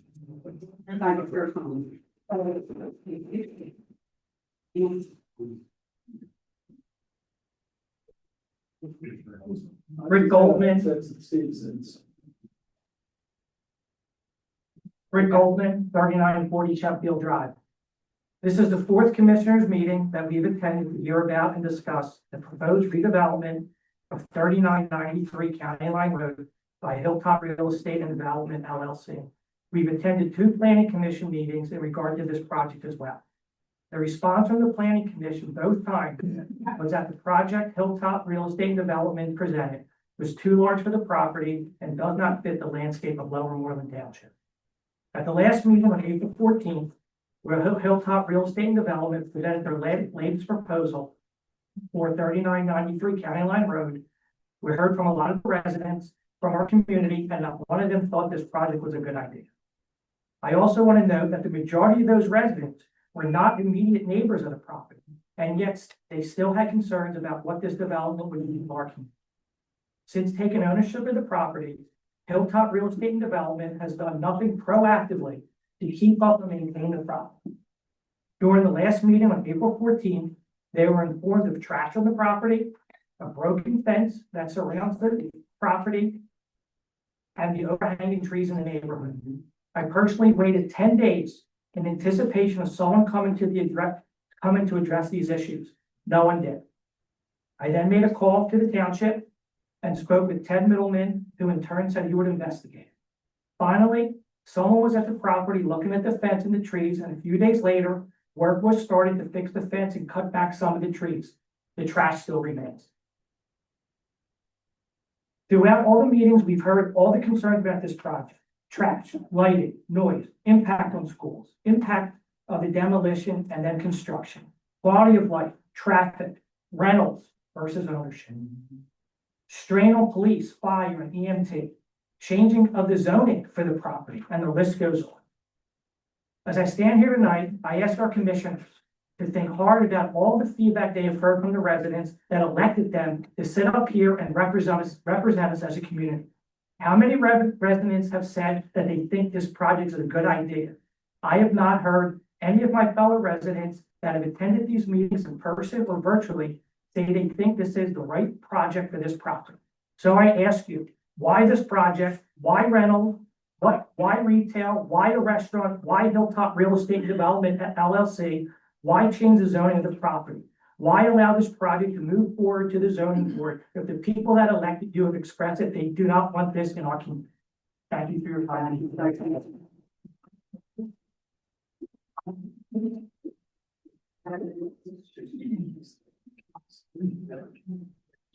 I'm Gordon, 1030 Sheffield Lane. I'm directly adjacent to this property. I've been here since the first proposal, when it was retail, restaurant, and drive-through. It is now a retail, restaurant, and 40 apartment buildings. this feels like a step backwards. So I don't know why we proceed with, the zoning. I've been here all this time because I'm scared about the construction that would be directly next to my house, right over my backyard. So I just want to remind the board that there's a lot of neighbors right in that area. And that just because the PennDOT might approve something, the residents know that the traffic is bad, and we know better than what PennDOT might approve. And as do you guys. So, thank you.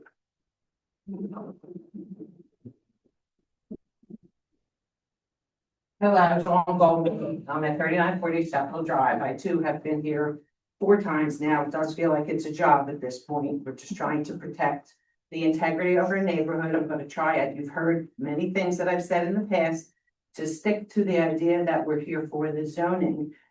I understand change is necessary. I am all for change. However, there was a reason the zoning was put in place initially. It was to protect the integrity of the neighborhood. And I urge everybody to keep that in mind. We have elected you. I hope that you're gonna listen to all our, heartfelt and reasonable ideas and requests, and acknowledge those and represent us duly going forward. Thank you. Thank you for.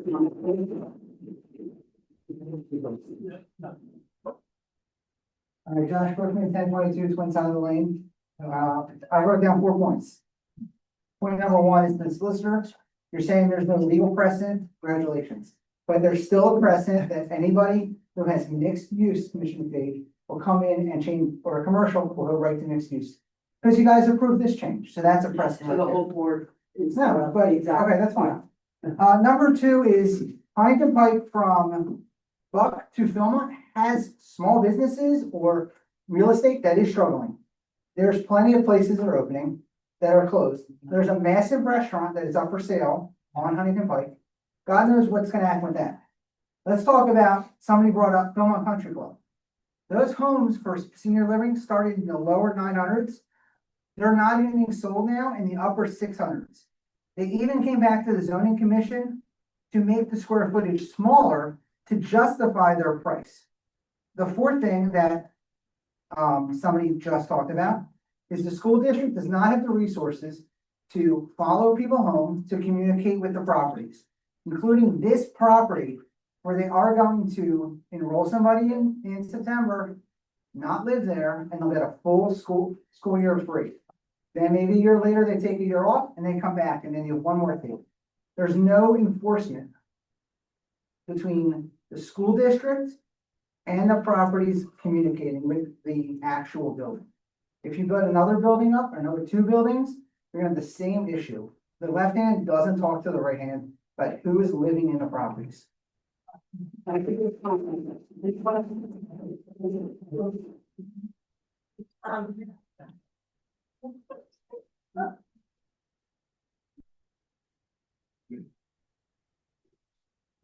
I'm Elaine McLaughlin, 1500 Grass Island Road, Huntingdon, been in the county for 51 years. Now, when I hear these people talking, I've been over here several times, mainly because you got to start at the bottom. I came when you were having yard pickup. I went up to Nancy Genstall. You told me I had to get bags. I'm not paying for bags for what I pay for taxes in this township. They told me you could have a sign put on your trash can, yard waste. I went to the township, got the things to put on my trash can, gave some to my neighbors. Either the trash men can't read, or they were never told. You only pick it up when they're in the back or in the can. Now, I don't want to throw Steve on the bus, but I know that the township, he knows what I'm going to say. The township is now picking up yard waste. I have no small street. The same house, 2 weeks in a row, 3 gray trash cans, no sign. Yard waste gets cleaned up. Why follow the rules? That's a simple thing compared to what these people are just trying to do. This is about the. It's just about the rules are made to follow, and people have to follow the rules. Mrs. McLaughlin, will you give me, leave it with Steve, your phone number and your address. Yeah. Okay, do you have it? Take that. I had it on the bus. I was only gonna ask. You get all, whatever you I need, think you your got yard somebody waste stickers, your yard waste bags, I'll drop them off. Right now, we have to. I used to try You have to get all the comments. This one first. What? I'm making a wait about if you make the small rules, like just like most murders that are going on. Try somebody and they'll get the message. Leave the tracks there. Don't know to take it the next week. Thank you so much for your response. Move on. We hope it's well having you coming out. All right, thank you. Anyone else? Bill, I'm looking for them. Just a quick question on the cost analysis for this building. What's the monthly rent anticipated? No, I've done the cost analysis because, The public comment, Bill, but I'm I sorry, think they kind of covered that a little bit, like the guesstimate, kind of.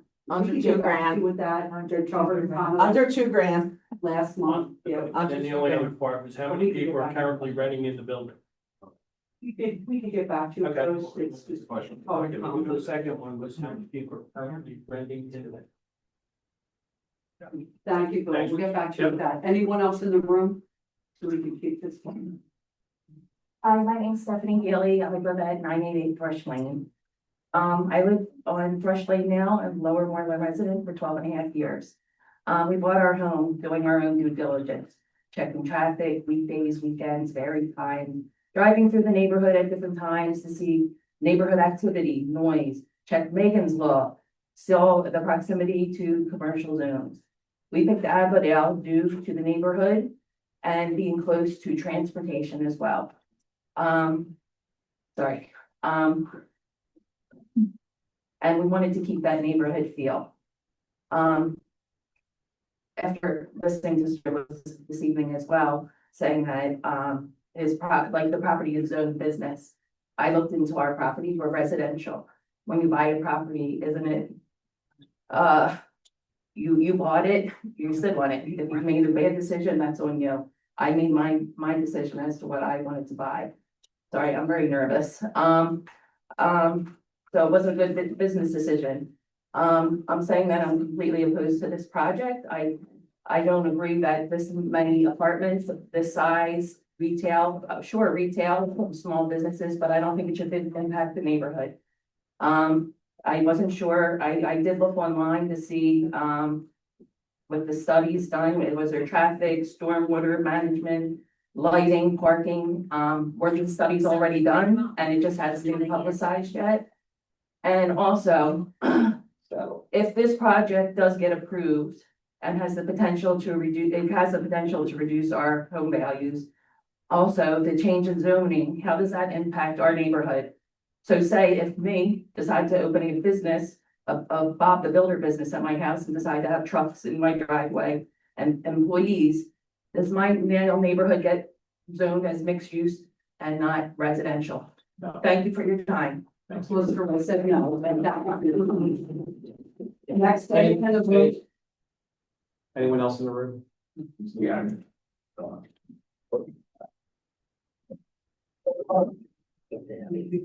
Richard Trust, 900 Barnes Farm. So you're gonna have 45 units that are about 600 feet. What happens when they don't rent? Because they want a little between $1,000 and $2,000. What happens when they sit empty? Public comment. I'm just asking everybody. Tell us what you think about the project. What I think is the 4.5-story building going up. You're gonna have lighting on top, you're gonna illuminate everybody's backyard. Where's the water frontage going? Gonna be all blacktop, because you gotta have parking. So where's the water going? I had trouble getting a shed for water runoff. I had to put my whole property. So. The water, the traffic, Yeah, all the impacts. Get studied if this advances and the zoning gets approved. Then there's a land development process. All the nitty gritty, the rubber meets the road, that all happened. And what guarantee do you have that they're renting? Pardon me? What guarantee do you have that they'll rent?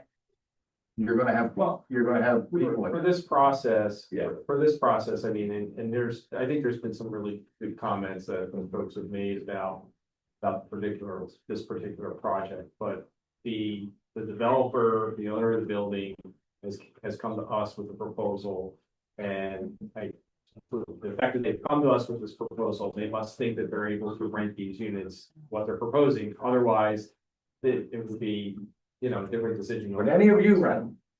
That's a public answer question. Would any of you rent it? Thank you. Thank you. Anyone else in the room that would like to make? Please come up and say your You just name. said that you have to get your approval first, so isn't that kind of like half-ass backwards, we have to get So your approval what we're doing to tonight, get? this is a process. The developers come to us with some, with a proposal for a zoning change.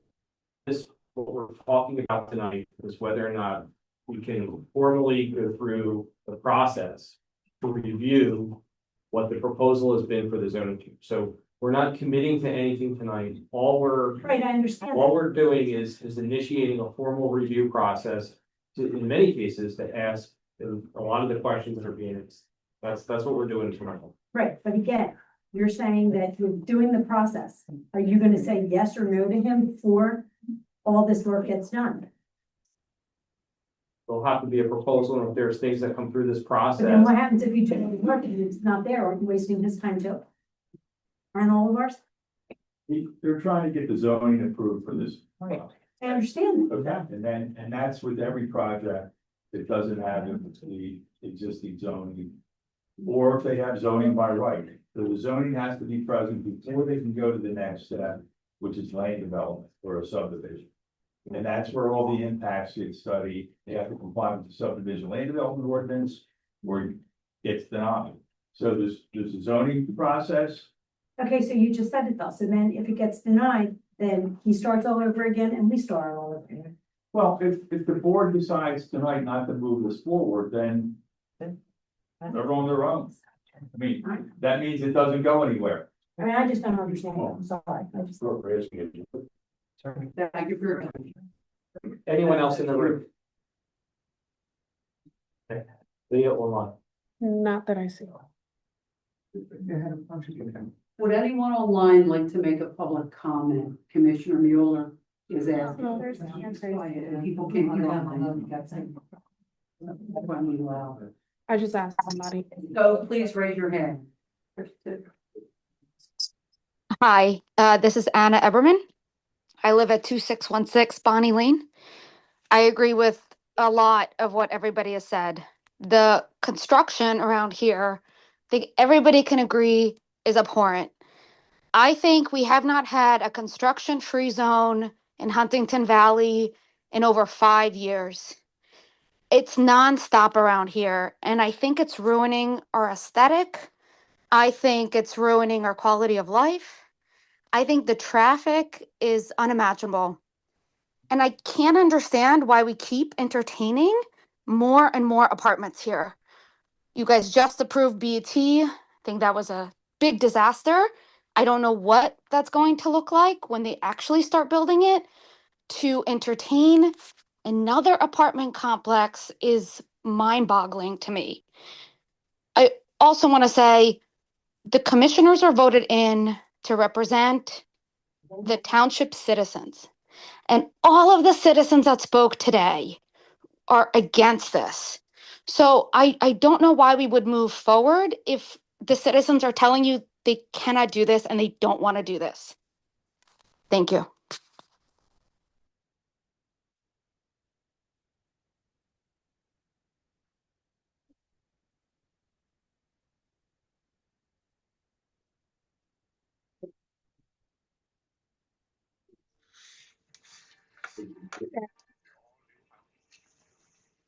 That iPhone. I unmuted Sharon Goldstein. Sharon Goldstein. Okay, good evening, and it's true what Anna said. but I have just one question, and all I could picture in my addled little brain is how many pedestrians are going to be hit crossing county line to get to Wawa. That's all. I'm sharing your address for the record. 1054 Corn Crib Drive. Thank you.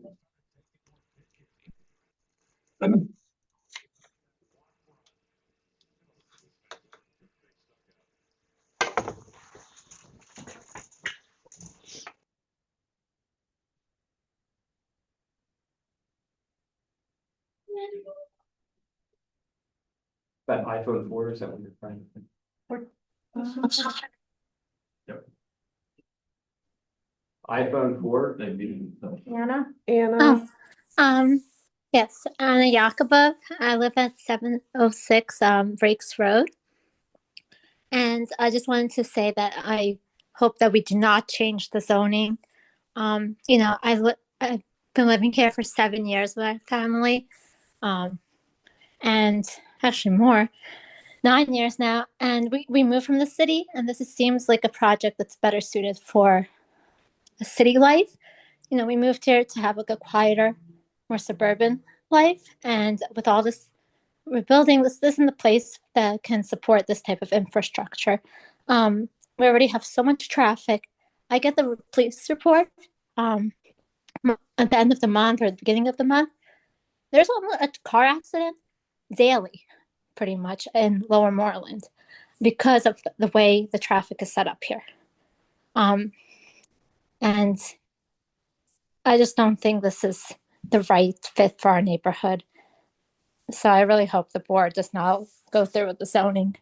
I think we have enough apartments. There's a lot being built. Yeah. Thank you. Thank you.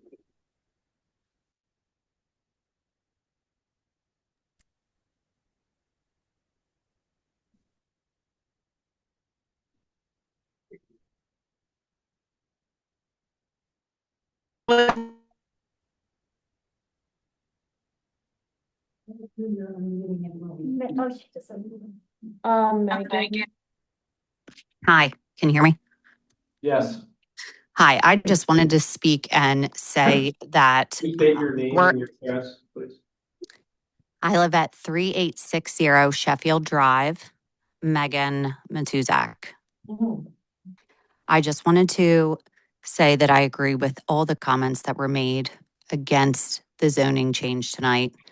I have 3 little children. I've been living here for 6.5 years. We also moved out of the city to have a safer, quieter environment. Wawa, of course, has changed situations for us. We live against the Pike. It's very difficult to navigate the traffic. Our children, like to walk to Wawa around here. The construction would just, it would mess up everything for them in that stance. Concerns about the water, concerns about parking. But biggest and most concerning for us as parents, just with the children and how this could just be an influx of new children in the district and people just shoving into those apartments. I don't think it's why we moved here, and I think it's just something to think about as far as all the parents are concerned. Our kids deserve a good future and a safe environment, and this just puts hazards everywhere for that. Thank you.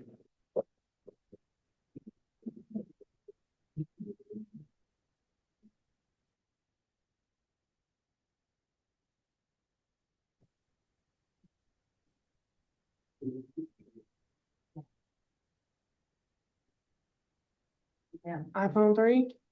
iPhone 3. Hi, this is Angela Malave. I'm at 1003 Corn Crib Drive. I've just been listening to everything said tonight. I agree with everything everybody's saying. We appoint everyone on the board to work on our behalf, and it doesn't seem like anybody wants this. The main concern is the traffic. I live right off of Warfield, and there are some days at 5 o'clock, I can't even make a right out of my development to head toward County Line. That's how bad the traffic is. And adding 45 apartments at that intersection, I think would cripple the neighborhood completely at rush hour. And the other concern is the schools.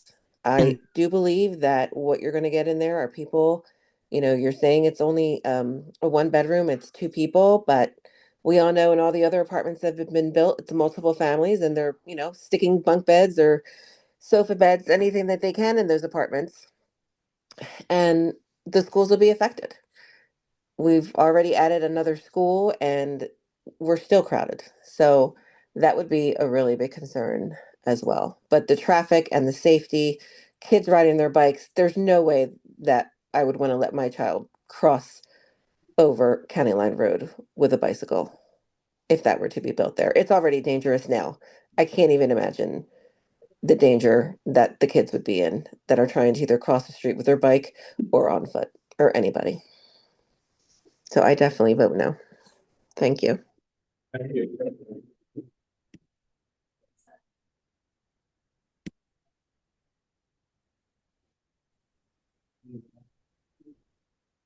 Marilyn? Good evening, everyone. My name is Marilyn Saul. Me and my family live at 3848 Sheffield Drive. And, I'm very concerned about this construction or the zoning to go into this construction and to build this 40+ unit apartment building. My kids regularly, they will, walk, bike, travel over to Wawa, and especially during the warmer months. And it's right now, obviously, it's easily accessible for them.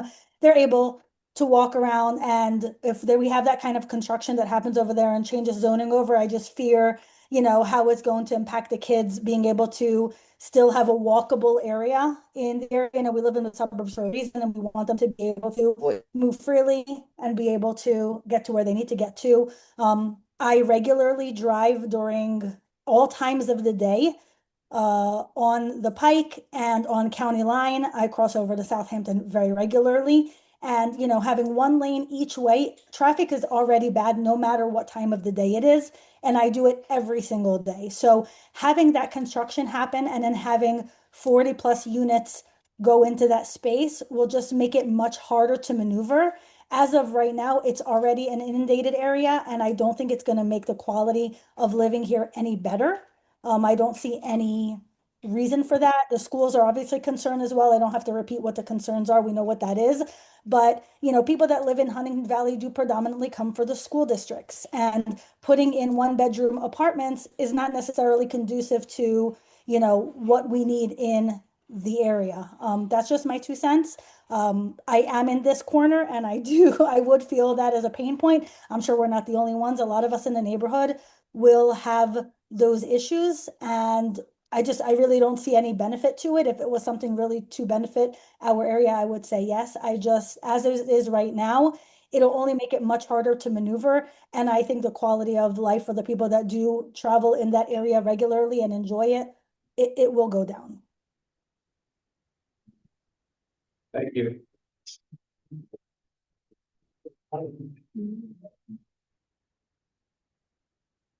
There anyone else? Yeah. Can you hear me? Yes. This is Joe Pace from Pepper Road. Happy belated birthday, Denise. Thank you, former Commissioner Pace. So I'm actually on the opposite side of 100% of the other people who just spoke. I think this project would be great for the township. I just drove into the township from the north side, and it is a pile of dog dirt, that building. It is dark, it's dingy, the landscaping looks like crap. You're getting no earned income tax from the property as is. You're talking about redevelopment. When you drive into our township, you would see a nice building. The architectural design of this building from the prior meetings were exceptional. You're talking about 40+ apartments. That's going to have minimum, if any, impact to the school. It's going to be a tax positive generator. You are going to have businesses below it. That's going to generate more tax. You're going to redevelop the sidewalks connecting. It's the truth is, you know, you can't have it both ways where you want to offset and not pay the highest school tax in Montgomery County and also be able to have offsetting businesses. You have to live with one or the other, right? So you have to find a happy medium. And I think this project finds that. You're going to get revenue and you're going to have little impact to the school and you're going to beautify a corner that just looks horrible right now. So to me, you know, to have these developers constantly come in to the building with plan after plan after plan, you're just wasting their time and money. So, you know, they've reconfigured the building itself. They're trying to work with you guys as best as possible. So, you know, the whole animals living on that corner is ridiculous. It makes zero sense to talk about the skunks. We're talking about I think the word special was even used a few times. That's not special, that property. That is terrible. So again, I think you ought to consider the business side of it. That's why he's Not, for. Time's up. excuse me? Go ahead. Okay, everyone settle. Do I get my 5 seconds back? 20 seconds. It looks like that, but you're not taking care of the property. That's why it looks like Okay, that. everyone from the phone. Yeah, because they don't have renters there right now. The building's sitting I gotta take care of unoccupied. my property. Okay, everyone settle. Thank you. Settle down. So again, I think it'll benefit the township and people can stop complaining about the high taxes. You'll get some offset for once. Thank you. We are keeping track of the cost for up here. Right. Yeah, what we do is pay our taxes. Jay. Hi, everybody. This is Jay Polikoff. I'm at 3872 Sheffield Drive, very close to that property. 43 years ago, my wife and I moved into this township specifically looking for an excellent school district, but more importantly, looking for a township that recognized a zoning that we knew would be low impact. And it has been predominantly that for the 43 years we're here. So I would like to say my vote is with most of the people to maintain the zoning as it is now, to keep it a low impact township versus changing it and risking what may happen. Denise, once again, happy birthday. And to everyone, thank you for entertaining my thoughts. Thank you. Is that it? Yes. Just to wrap this up, and then I want to move forward. I want to thank everybody for your comments, and I can assure you, I have been listening. I know the rest of the board has been listening. This project, this corner, this building is a challenge. I think that it's an entry into our community.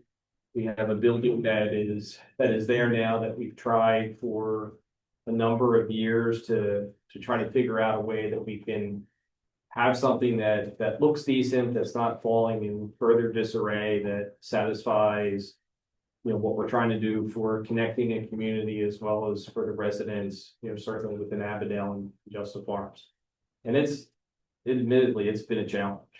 I think that, you know, every one of us in this room, you know, feels something. People who say that they like change, nobody likes change. And because change is change, it's uncertain. And I listened to the 24 comments that folks made, and a lot of it is the uncertainty of change. What we have now is we have a building that doesn't look good. It seems to be outdated. It seems to be continuing to fall in disarray. We have a developer that has purchased it, who has continued to work with us. And I do live across the street. I do sit in the traffic. I do drive past that intersection probably 5 or 6 times a day. And I do feel that this is an opportunity for us to be able to connect the communities. You know, the developer has has shown a willingness to maybe connect Aberdale and Justice Farms to make things safer for people to travel, on bike or on foot. What they have proposed are, a restaurant with some outdoor seating, which I do think would be beneficial to the community. So, I have listened to all of your comments. I have listened to the concerns, and I feel that we need to do something. And this is something, and I think that Denise or Commissioner Kurtz, as well as many of the other commissioners, really challenged the developer to come up with plans to be able to work with us to find something that is a happy medium. We have in front of us today, a proposed ordinance change that requires a motion to proceed for review. And as such, I'd like to make a motion to proceed with the formal review of the zoning change.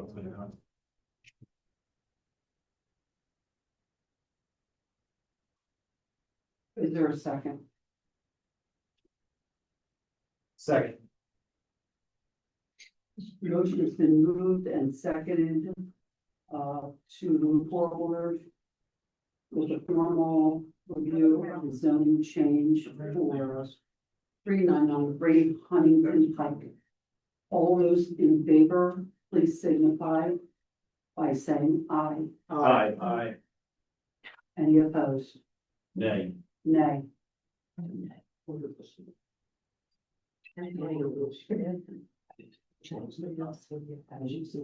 didn't see here anybody else. How about we take a roll call? Thank you. How about we take a roll call vote? So I'll call, Go ahead. I'll go in order. So Ward 1, Commissioner Elkins.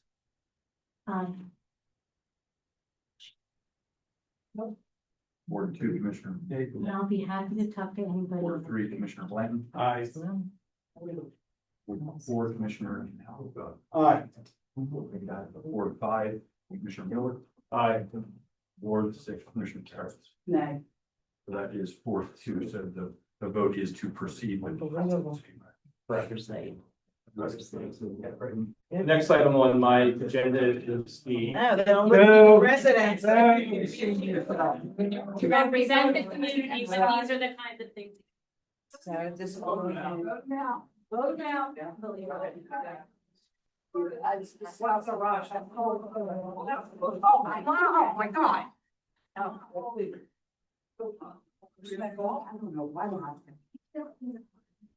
No, I did it. My purse was on. No, the purse was on. They were sitting there all the time. Can you guys come in? Hang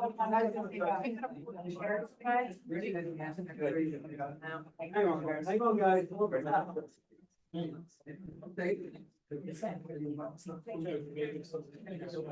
Let's 5 minute recess. Oh, my hands are fine.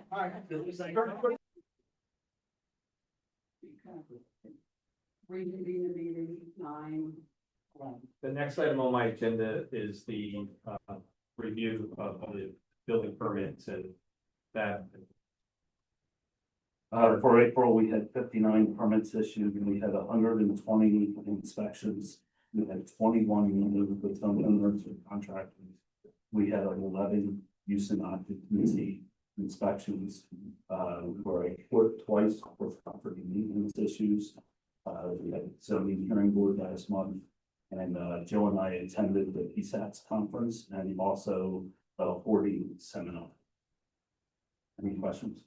That's interesting, according to someone. It was. Wow.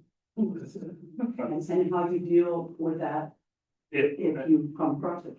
Yes, so Bucks County has a hoarding task force that we could utilize if we ever had those issues. That's amazing. Well. Thank you. Yep, thank you. I'll accept your report as submitted. That concludes my agenda items.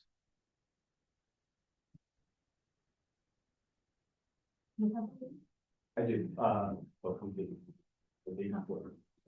Okay. Nothing for that part. No. Okay.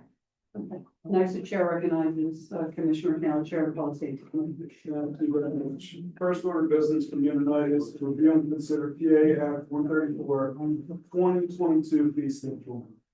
Chris or Chief will give a 1 minute summary on this. Chief. So that's been legislated advanced act 1 it just provides greater access to police records for crime victims if they're involved in civil lawsuits. So a lot of the same protections of our protected police reports still apply. However, this just provides access if there is a pending lawsuit of some kind. If there is a pending lawsuit, the defense also gets access to these as well. So it just establishes a fee schedule when they request these type of report from us. And it's been vetted with other departments in the area that are in line with them and not charging more than them. Your action item is a fee resolution, which would establish fees related to that. Sounds good. Any questions from the board? That goes to the general fund. It comes to the police department. It comes to the police department, it goes into the general. Oh, you don't keep it? We don't. No, for the police department. I mean, I guess some of it does eventually come back to the police department. It's not a specific line item that comes to the police department. The police department, expense wise, is the overwhelming majority of what I spend. So therefore, the overwhelming majority of it goes to police department. Yeah. All right, there you go. Any other questions from the board? Anything from the public? Now, I'd like to make a motion to pass resolution number 2624. Is there a second? Second. Motion's been moved and seconded to approve resolution 2624 as described. All those in favor, please signify by saying aye. Any opposed? Hearing none. Sounds good. Next on my agenda is the Civil Service Commission appointment. Last month, we were advised the Civil Service Commission alternate Cedric McKeever was set to expire on May 12, 2026. Mr. McKeever was just appointed in September of 2025 to complete a vacated term. He has expressed his interest in continuing serving in this role, so a resolution is attached for the board's consideration. Any discussion from the board on this? Anything from the public? I'd like to make a motion to approve resolution number 2625, reappointing Cedric McKeever as an alternate to the Civil Service Commission for a term commencing May 13, 2026 and ending May 12, 2032. Second. Motion's been moved and seconded to approve resolution 2625, reappointing Cedric McKeever as an alternate to the Civil Service Commission as described. All those in favor, please signify by saying aye. Aye. Any opposed? Hearing none. Motion's passed. Thank you, Commissioners. Chief, we missed you, but hold on. Full report was submitted, which is to the question about that, some highlights. In the month of April, we had just under 1,700 calls for service, 1,697. The big public service reminder that I try and give when we start getting a little bit warmer is try to be good neighbors, because we get a lot of times during this warmer weather. Parties pick up, just know noise gets called in, you gotta be quiet, generally speaking, after 9 p.m. Noise can't extend 50 feet behind your property, fireworks always pick up, construction work or barking dogs, all those things we generally post on our social media, so just keep those things in mind, be good neighbors. Save us a lot of those kind of calls we may get. Some great arrests we had in the month of April. So we had a stolen vehicle in January 2026. It was eventually recovered in Philadelphia, processed for evidence. Our detectives were able to identify suspects and arrest that individual on April 20th. So some great required detectives. Some great patrol officer work. So the officers were responding to several incidents, and it was posted on our Chrome Watch as well. Probably I guess a TikTok trend of juveniles kicking and banging on doors, creating an illusion inside the house. The officers were able to use some witness testimony or witness reports, as well as video, and some good patrol efforts to track down all the juveniles. There was some damage to one of the properties, so all that's going to be taken care of. But the officers were able to help clear some crimes and hopefully stop kids from doing some silly stuff that was causing some problems for our neighborhood. The completed community events last month, we had the first of our 2 annual drug take-back days. We were able to collect over 130 pounds of expired or unused medications, taking them off the streets, hopefully, where they may fall into the wrong hands. They complete a couple of lockdown drills by our SROs, which were pretty good with in the schools, 2 of our schools, and we also completed our Autism Awareness Citizen Police Academy. That was one I brought up monthly there. Upcoming, we have the last of our regular Citizens Police Academies coming up next week. The Lower Moreland Police Department, the PBA, is putting on their annual pop-up police party. This will be the second time they've ever done it. That'll be this Friday from 6 to 8 p.m. in the upper lot. We'll have a face painter, balloon animals, the inflatable axe throwing, and hopefully bringing back the Kona ice truck. We did talk about trying to get a dunk tank and having me sit there, so we'll see. If they get it, I'll sit in it and see. And then we last but not least, we have our free shredding event. That is this Saturday from 10 to 12 at the high school or Lowell Middle School parking lot. And that's our partnership with Representative Gantz and the school district. I'm gonna be away, but I could share everything. And how's the joint, Citizens Police Academy going? I know Ruth is going to that. Yes, So, it's definitely going well. We're taking some things, we're gonna try and revamp it, and bring it back to ourselves, because, you know, like the way we do things maybe a little bit better than some of our surrounding departments. No, it is a shot towards them, but I think we would do better ourselves. So, but we've got some more information, and hopefully we get some increased participation from the citizens next time, and we'll have our own. and you had more, participation when we just had it in our. Correct, and then the next year, or third year, we tried it, participation went way down, we had very little sign up, so, which is fine, maybe we bring it back and we'll be able to. How many are you? Yeah, Yeah, how many classes or how many? do you Six. have? 6 classes, there's 1 class left, and it's been 1 day for the last 6 weeks. Any other questions for the chief? Bill, thank you, chief. Fire Marshal Shelley. Holy, Mr. Snell, I'll go home with you, chief, because I want to thank you, chief. Go ahead. Thank you very much. Thank you, chief, and officer reporting all officers for creating awareness in all our parks and all the patrolling, talking to the kids with all the e-bikes and scooters and safety, helmet safety, and yeah, just interacting with a lot of the kids riding e-bikes are the ages 8 to 14.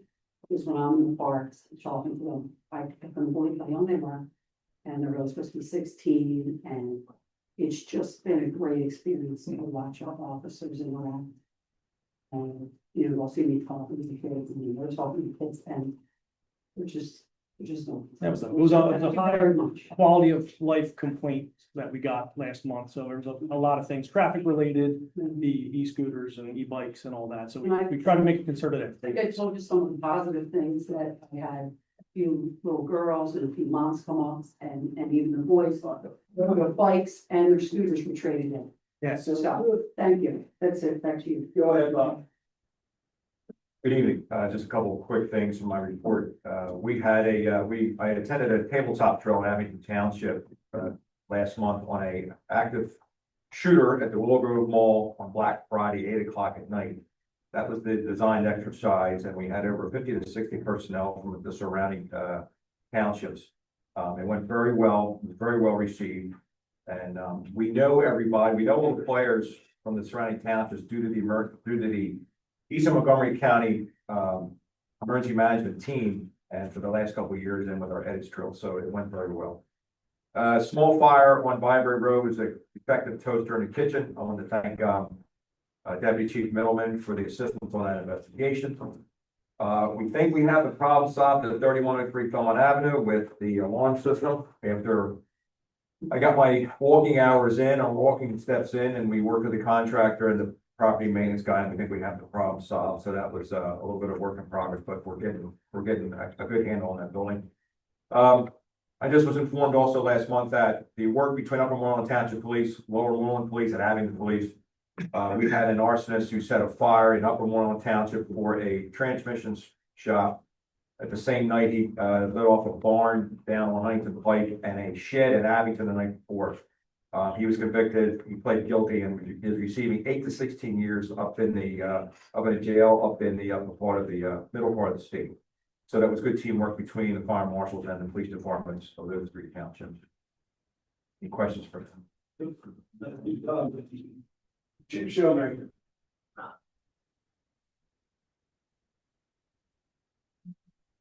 Good evening, everyone. My report can be submitted with the joint report between the communities to both managers. To highlight a couple real quick things. One of the items that occurred during the month was a report on a study that was done by Montgomery County on the EMS system of Montgomery County.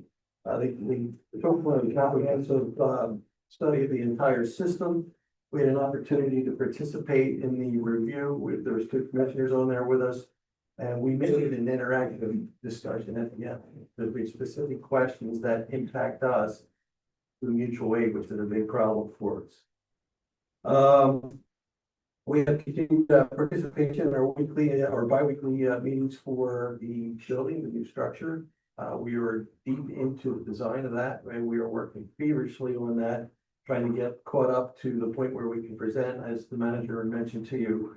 I can tell you we're going now room by room, item by item, piece of equipment by piece of equipment. Friday, I'm going out to Harrisburg to meet with a bunch of vendors about some of this equipment, to see if we can get some pricing on that through the CoStarz program. And hopefully we'll be successful in that. We also were able to get installed on our tower ladder a new item that has come available. It's a anti-collision for the aerial device that goes up, and assists our operators on that. When they get in close proximity to a building, they can count on the system to stop the bucket before it would impact anything. That was approximately a $6,000 item that we weren't eligible for underneath the warranty period of the truck, but through some creative persuasion, we were able to get them to do that at no charge for us, so we could get that installed. A couple of pieces that we finished up on it, but it was working well. Sure, Chris, you've already had a chance to operate and check, and it was working good.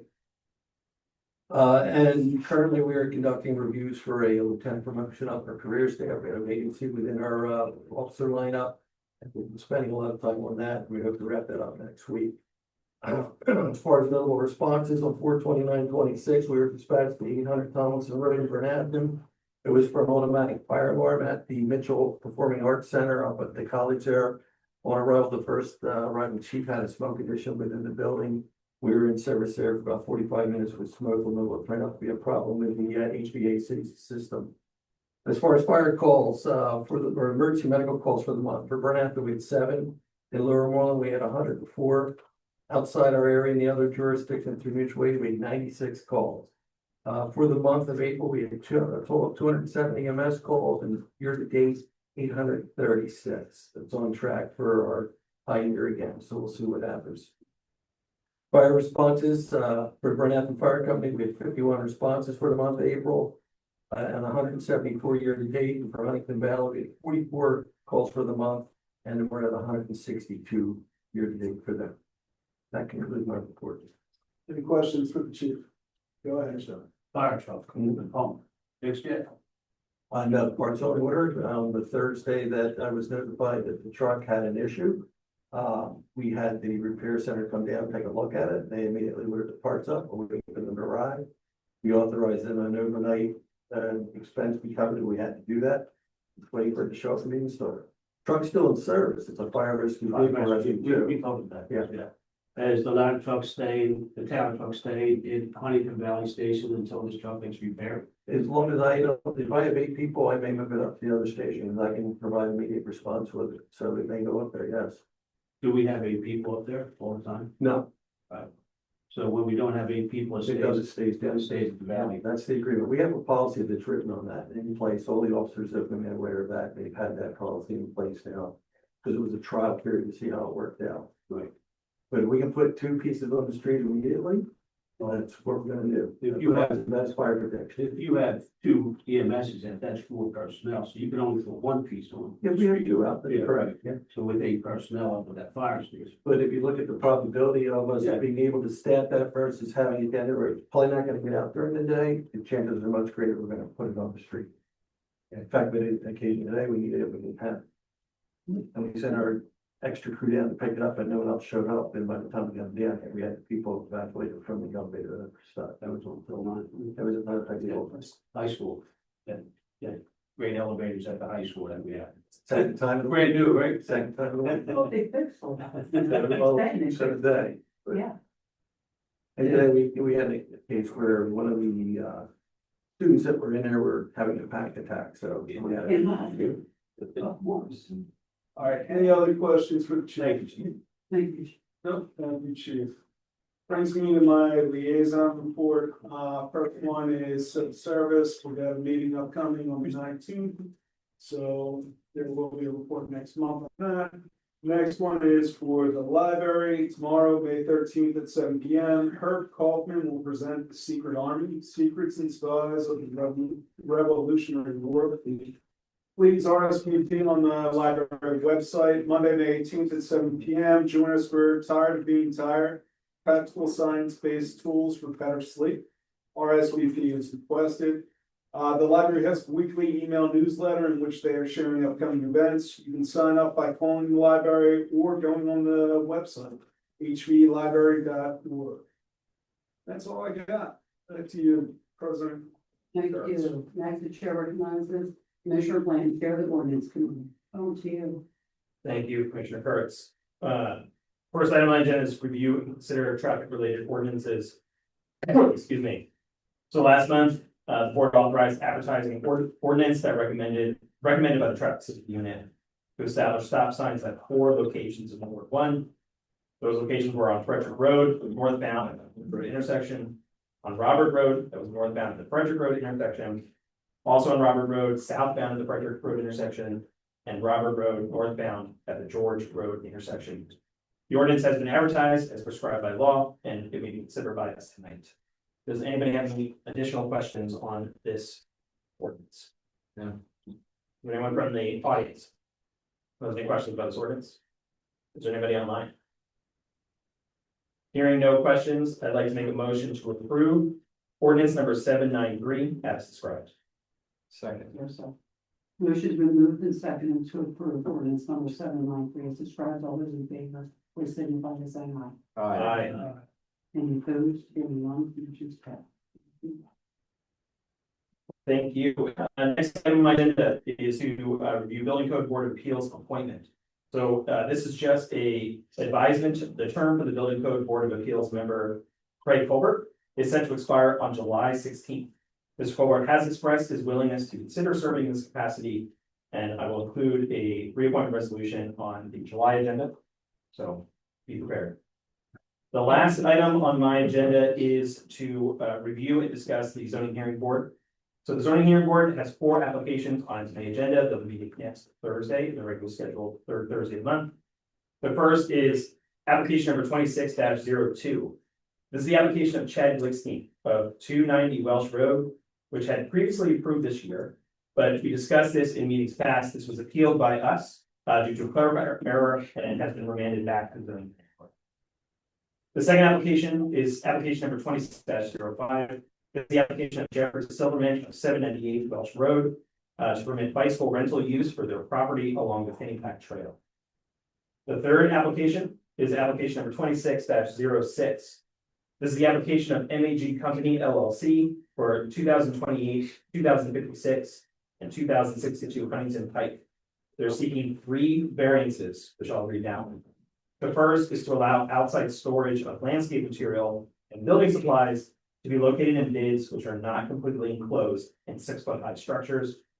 The second is to allow the maximum permitted size of outdoor storage areas as a percentage of total building coverage to exceed 25%. And finally, to allow 2 freestanding, single-sided, externally illuminated signs with a 60 square foot area where 20 square feet is permitted, and 1 200 square foot wall unit. Finally, application number 26-07. This is the application of Daniel and Alicia Valentino for 2283 Valley Road. They're seeking a permit for a detached in-law suite. Any questions about any of the 4 applications? Do you have any on the agenda for the zoning hearing board? For the bikes, do we need to talk to the county at all? Yeah, I thought there were bikes down there. There used to be very old, just nobody was used. Gotcha. Do we? To comment on that question? For the bikes, Yes. so the applicant did talk to the county and he did talk to the trail folks. He believes he'll be in compliance with the regulations for what the county has. Apparently, he's got bikes somewhere else in Washington Crossing. So he's well aware of what he's got to do for compliance with the travel. That's nice. Are they the ones that lot, where he gives them to rent? He's gonna do just a rental. There's not gonna be any lots there. So you return them to him when you're done with the morning trip? Correct. What about the 2238 Valley Road? Is that the one that we had the issue with, or is that a different property? That's normal. No, that's old Tenary property, but that has been continued. Alright, Let's go on the county board. yeah, that's what I thought. Any other questions from the board? Any questions from the audience? Anyone on Zoom? Hearing no further questions, review the decisions rendered in the April meeting. So there was one decision rendered, application number 26-04. This was the application of Sekraj and Timur Ramazov, 689 Long Lane. They sought a variance to permit 47.2% lot coverage, where 25% is permitted, to allow for a new walkway, expanded driveway, and rear yard pavement, all of which had been completed prior to their application. Their variance was denied. Any questions about decisions that were rendered in the April meeting? Anyone from the audience? Anyone on Zoom? With that, I conclude my agenda for this evening. Thank you, Commissioner Blanton. That's Chair recognizes Commissioner Hausman, Chair of the Public Property Review. Last month, the board authorized demolishing the garage and deck down at what will be our new pocket park. This month, we got a quote from Canary for $17,300. Our donor has offered to give us that money. But because if we now have a policy about, accepting money, we want to come to you guys and see if it's okay with all of you if we accept this donation. I would recommend that the board approve accepting it. As it was an outstanding citizen. I'll second my motion to amend. Motion was moved and seconded to accept the cash donation. Go ahead. Were there questions? I have no questions. Public comment. There's a comment? No. Just need to ask her. You just need to ask. You need to ask for public comment. Oh, yeah, no, that's what She I is an was upset fair. This person is- Does anybody have any questions or comments? And no one online? Okay. We appreciate the donation. Motion's been moved and seconded to accept the cash donation as described for 2560 Feathers. All those in favor, please signify by saying aye.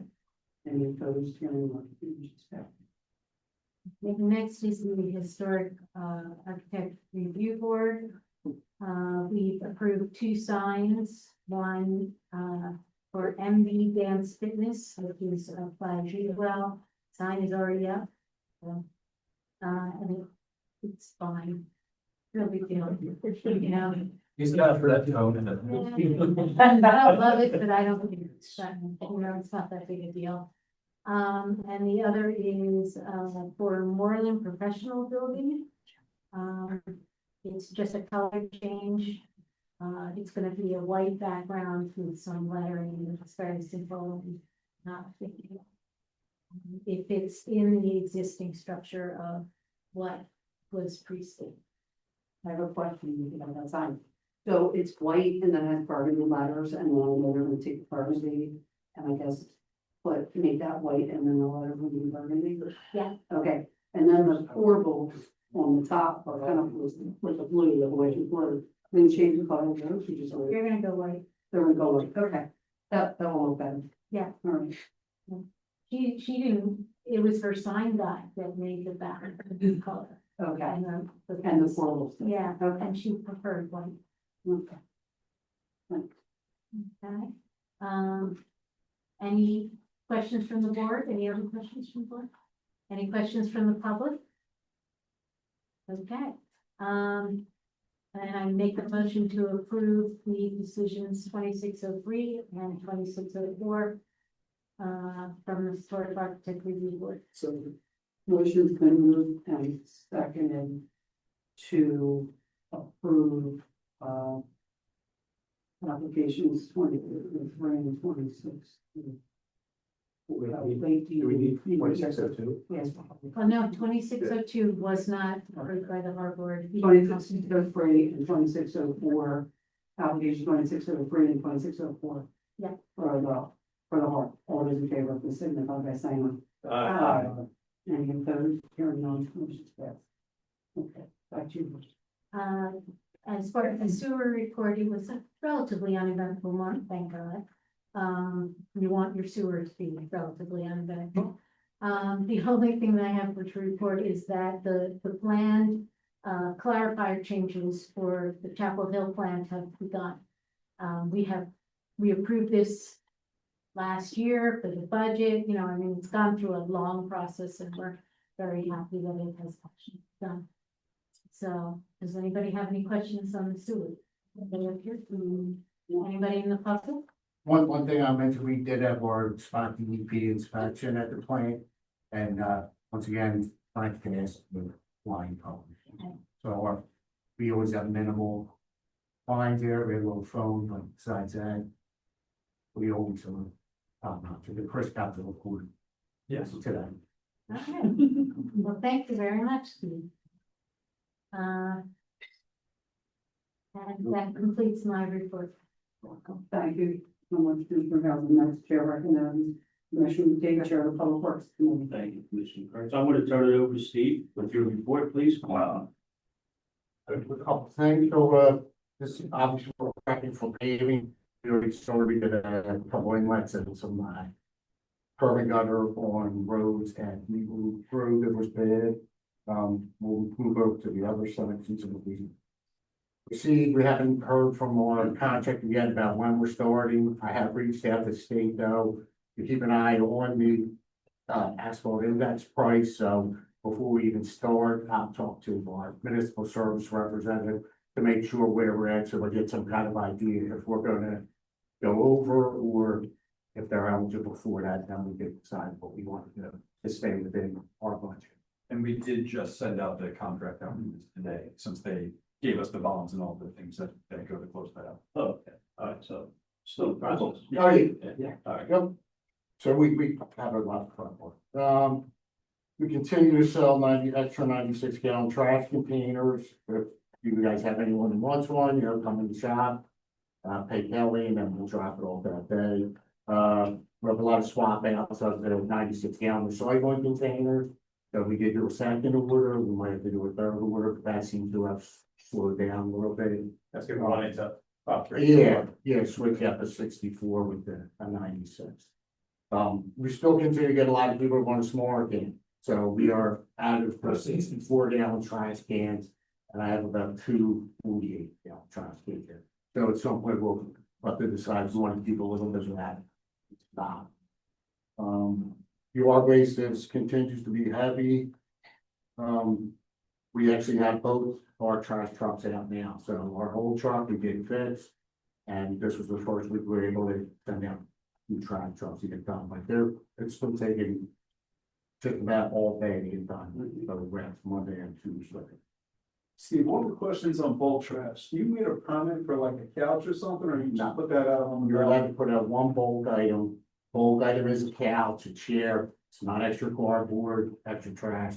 It's a chair, a table. Yeah.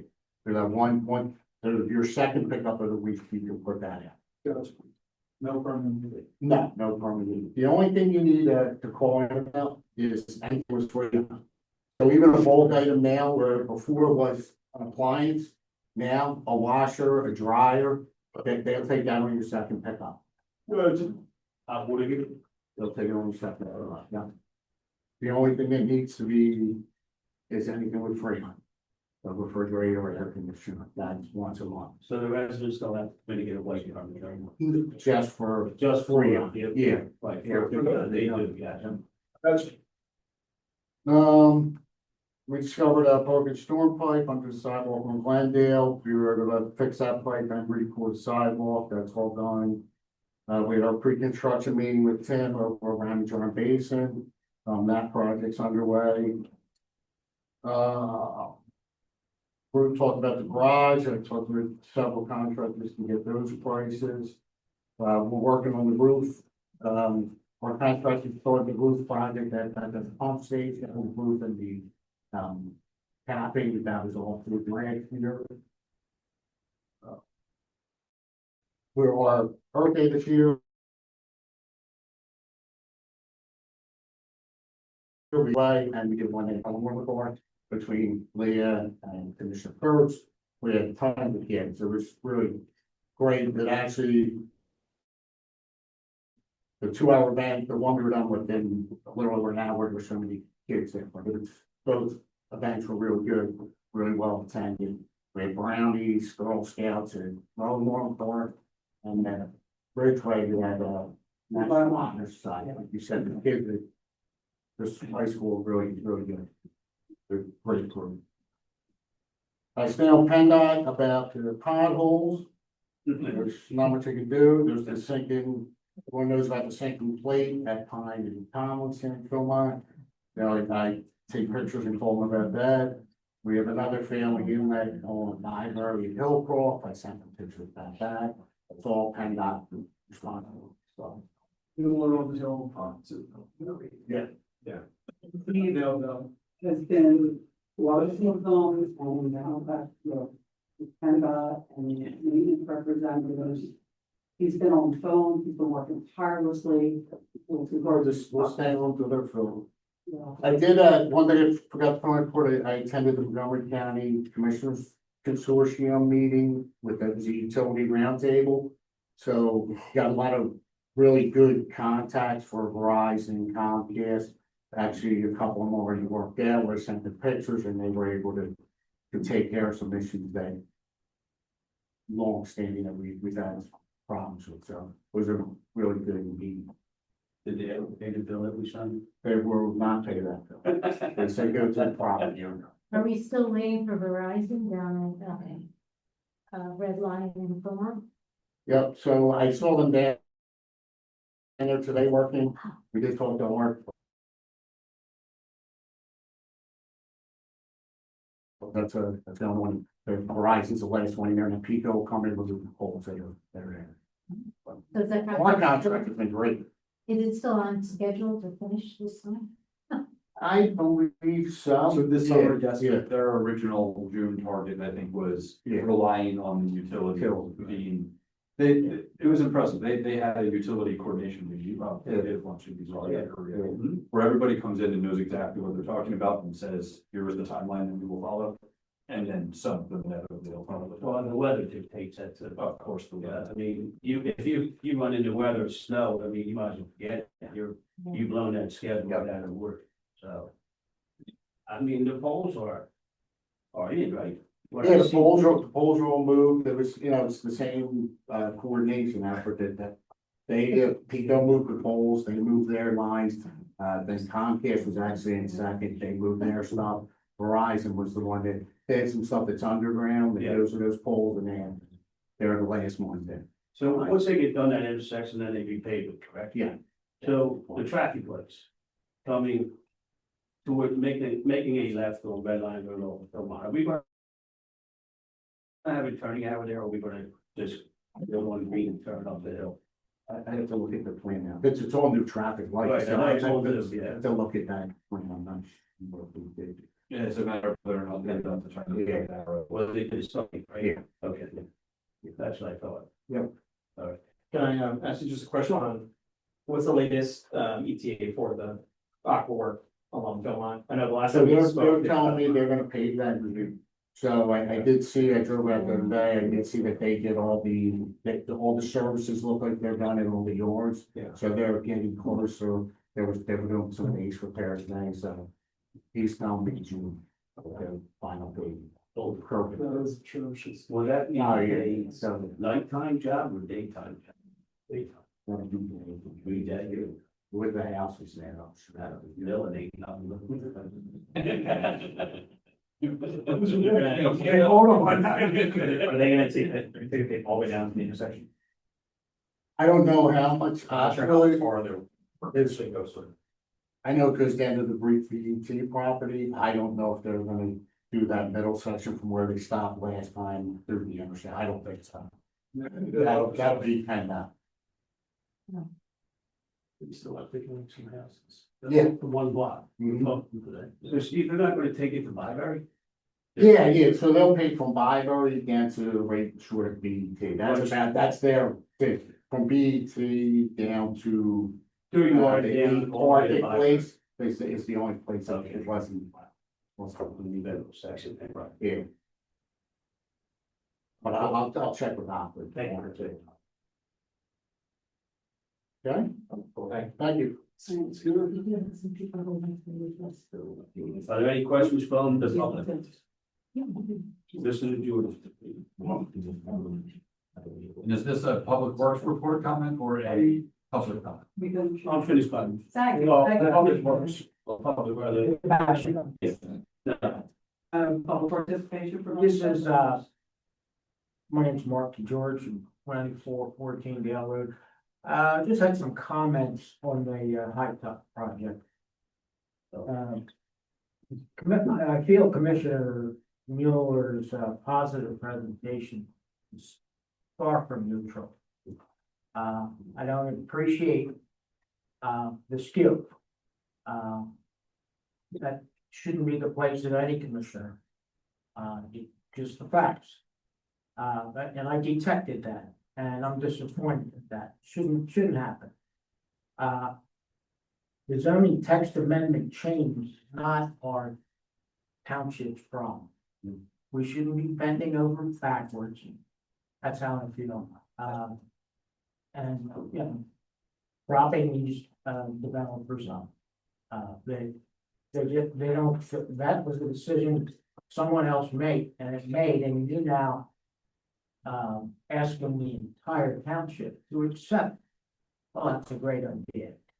And then lastly, going forward, I request that the commissioners' yea or nay votes be posted on the township website regarding any of these amendments or zoning changes going forward. I think it's only fair. Quite frankly, I was stunned at the positive. So, thank you. Thank you for the comment. Anyone else in the room? Would you like to address the board? This is for open comment. Open comments, it's not agenda. Yeah. Okay, Judy Moss 2.0, 144 Byberry. I already told you how long I've lived here and why I lived here. I always knew the 4 lots next to me would be developed at some point. 3 of them were. In the fall, the dog gets me up to go do outside and do what dogs do. And I hear him bark, and I start to go out for my paper and see men walking on my lawn. I said, "What are you doing?" They said, "Oh, we're surveyors." And I said, "You're not allowed on my lawn unless you knock on my door."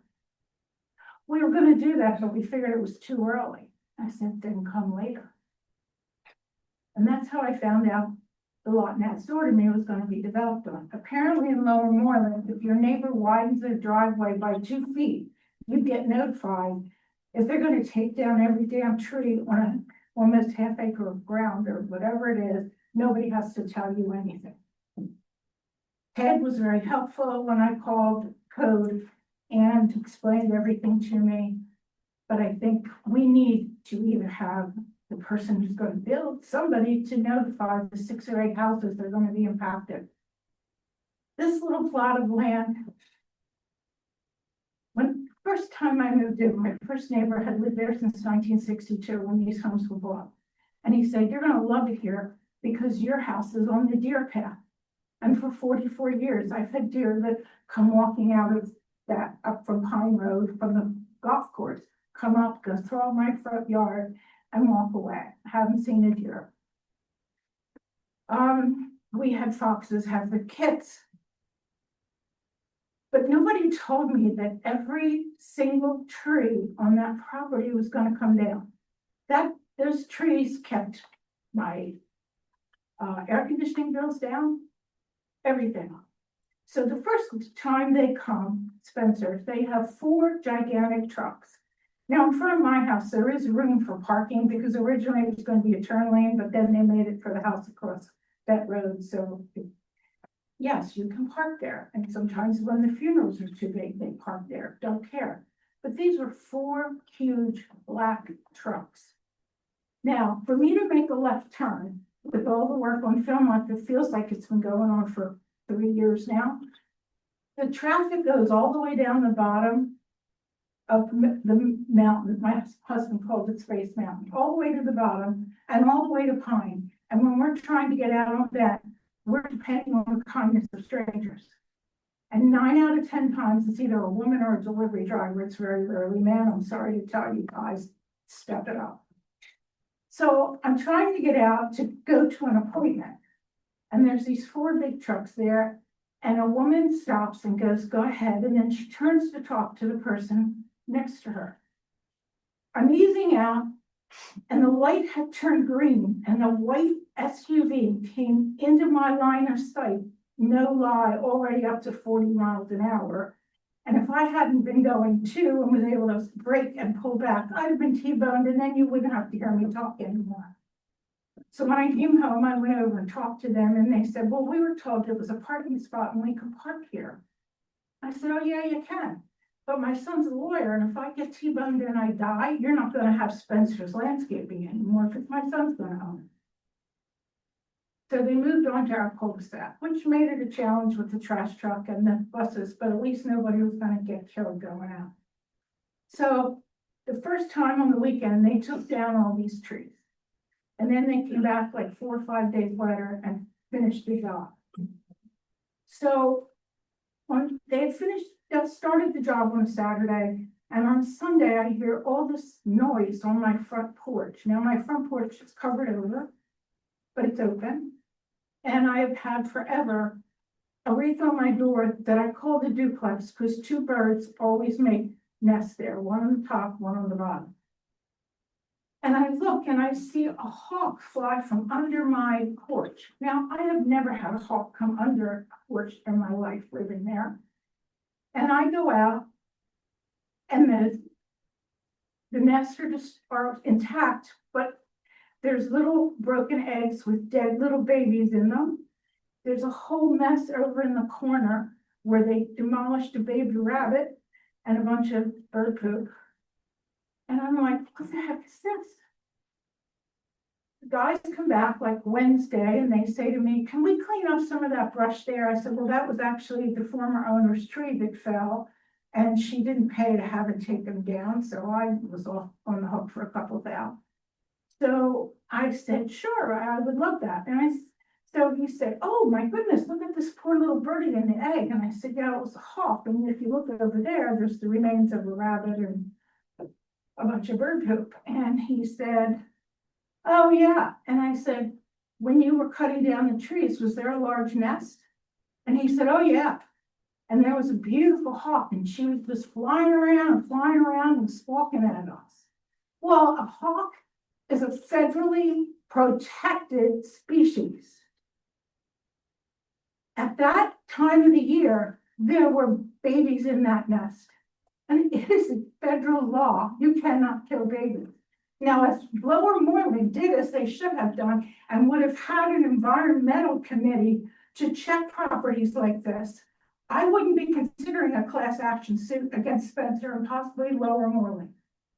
You have a responsibility, not just to the people who live here, but for protected species. She's been flying around and crying and screaming, looking for her nest now that there's nothing there but mud. We have to do better. We need an environmental committee. We have somebody named Cindy Ahern that knows everything about the environment, and she volunteered to head one up, and you guys never passed it.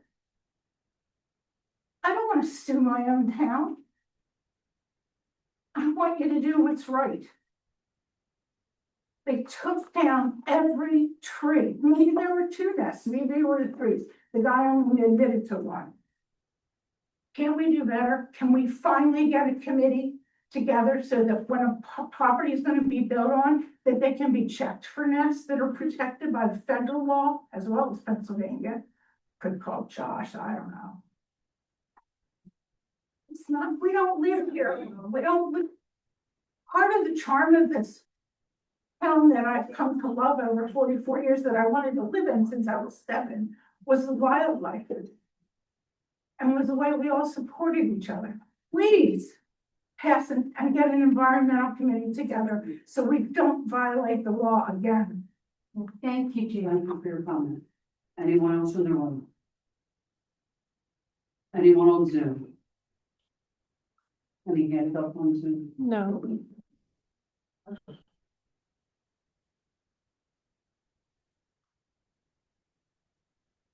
Seeing none. No, I just have a question, Hang on. Solicitor Rice. The fence ordinance, raising it to an 8-foot fence. In the areas of like railroad tracks along the Philmont Avenue corridor, behind maybe that project, up at Hightop, you know, where the fenced it. Can we write something up that an ordinance created to, actually give our township that opportunity to raise the fence sites that live near these, from a 6-foot to an 8-foot fence?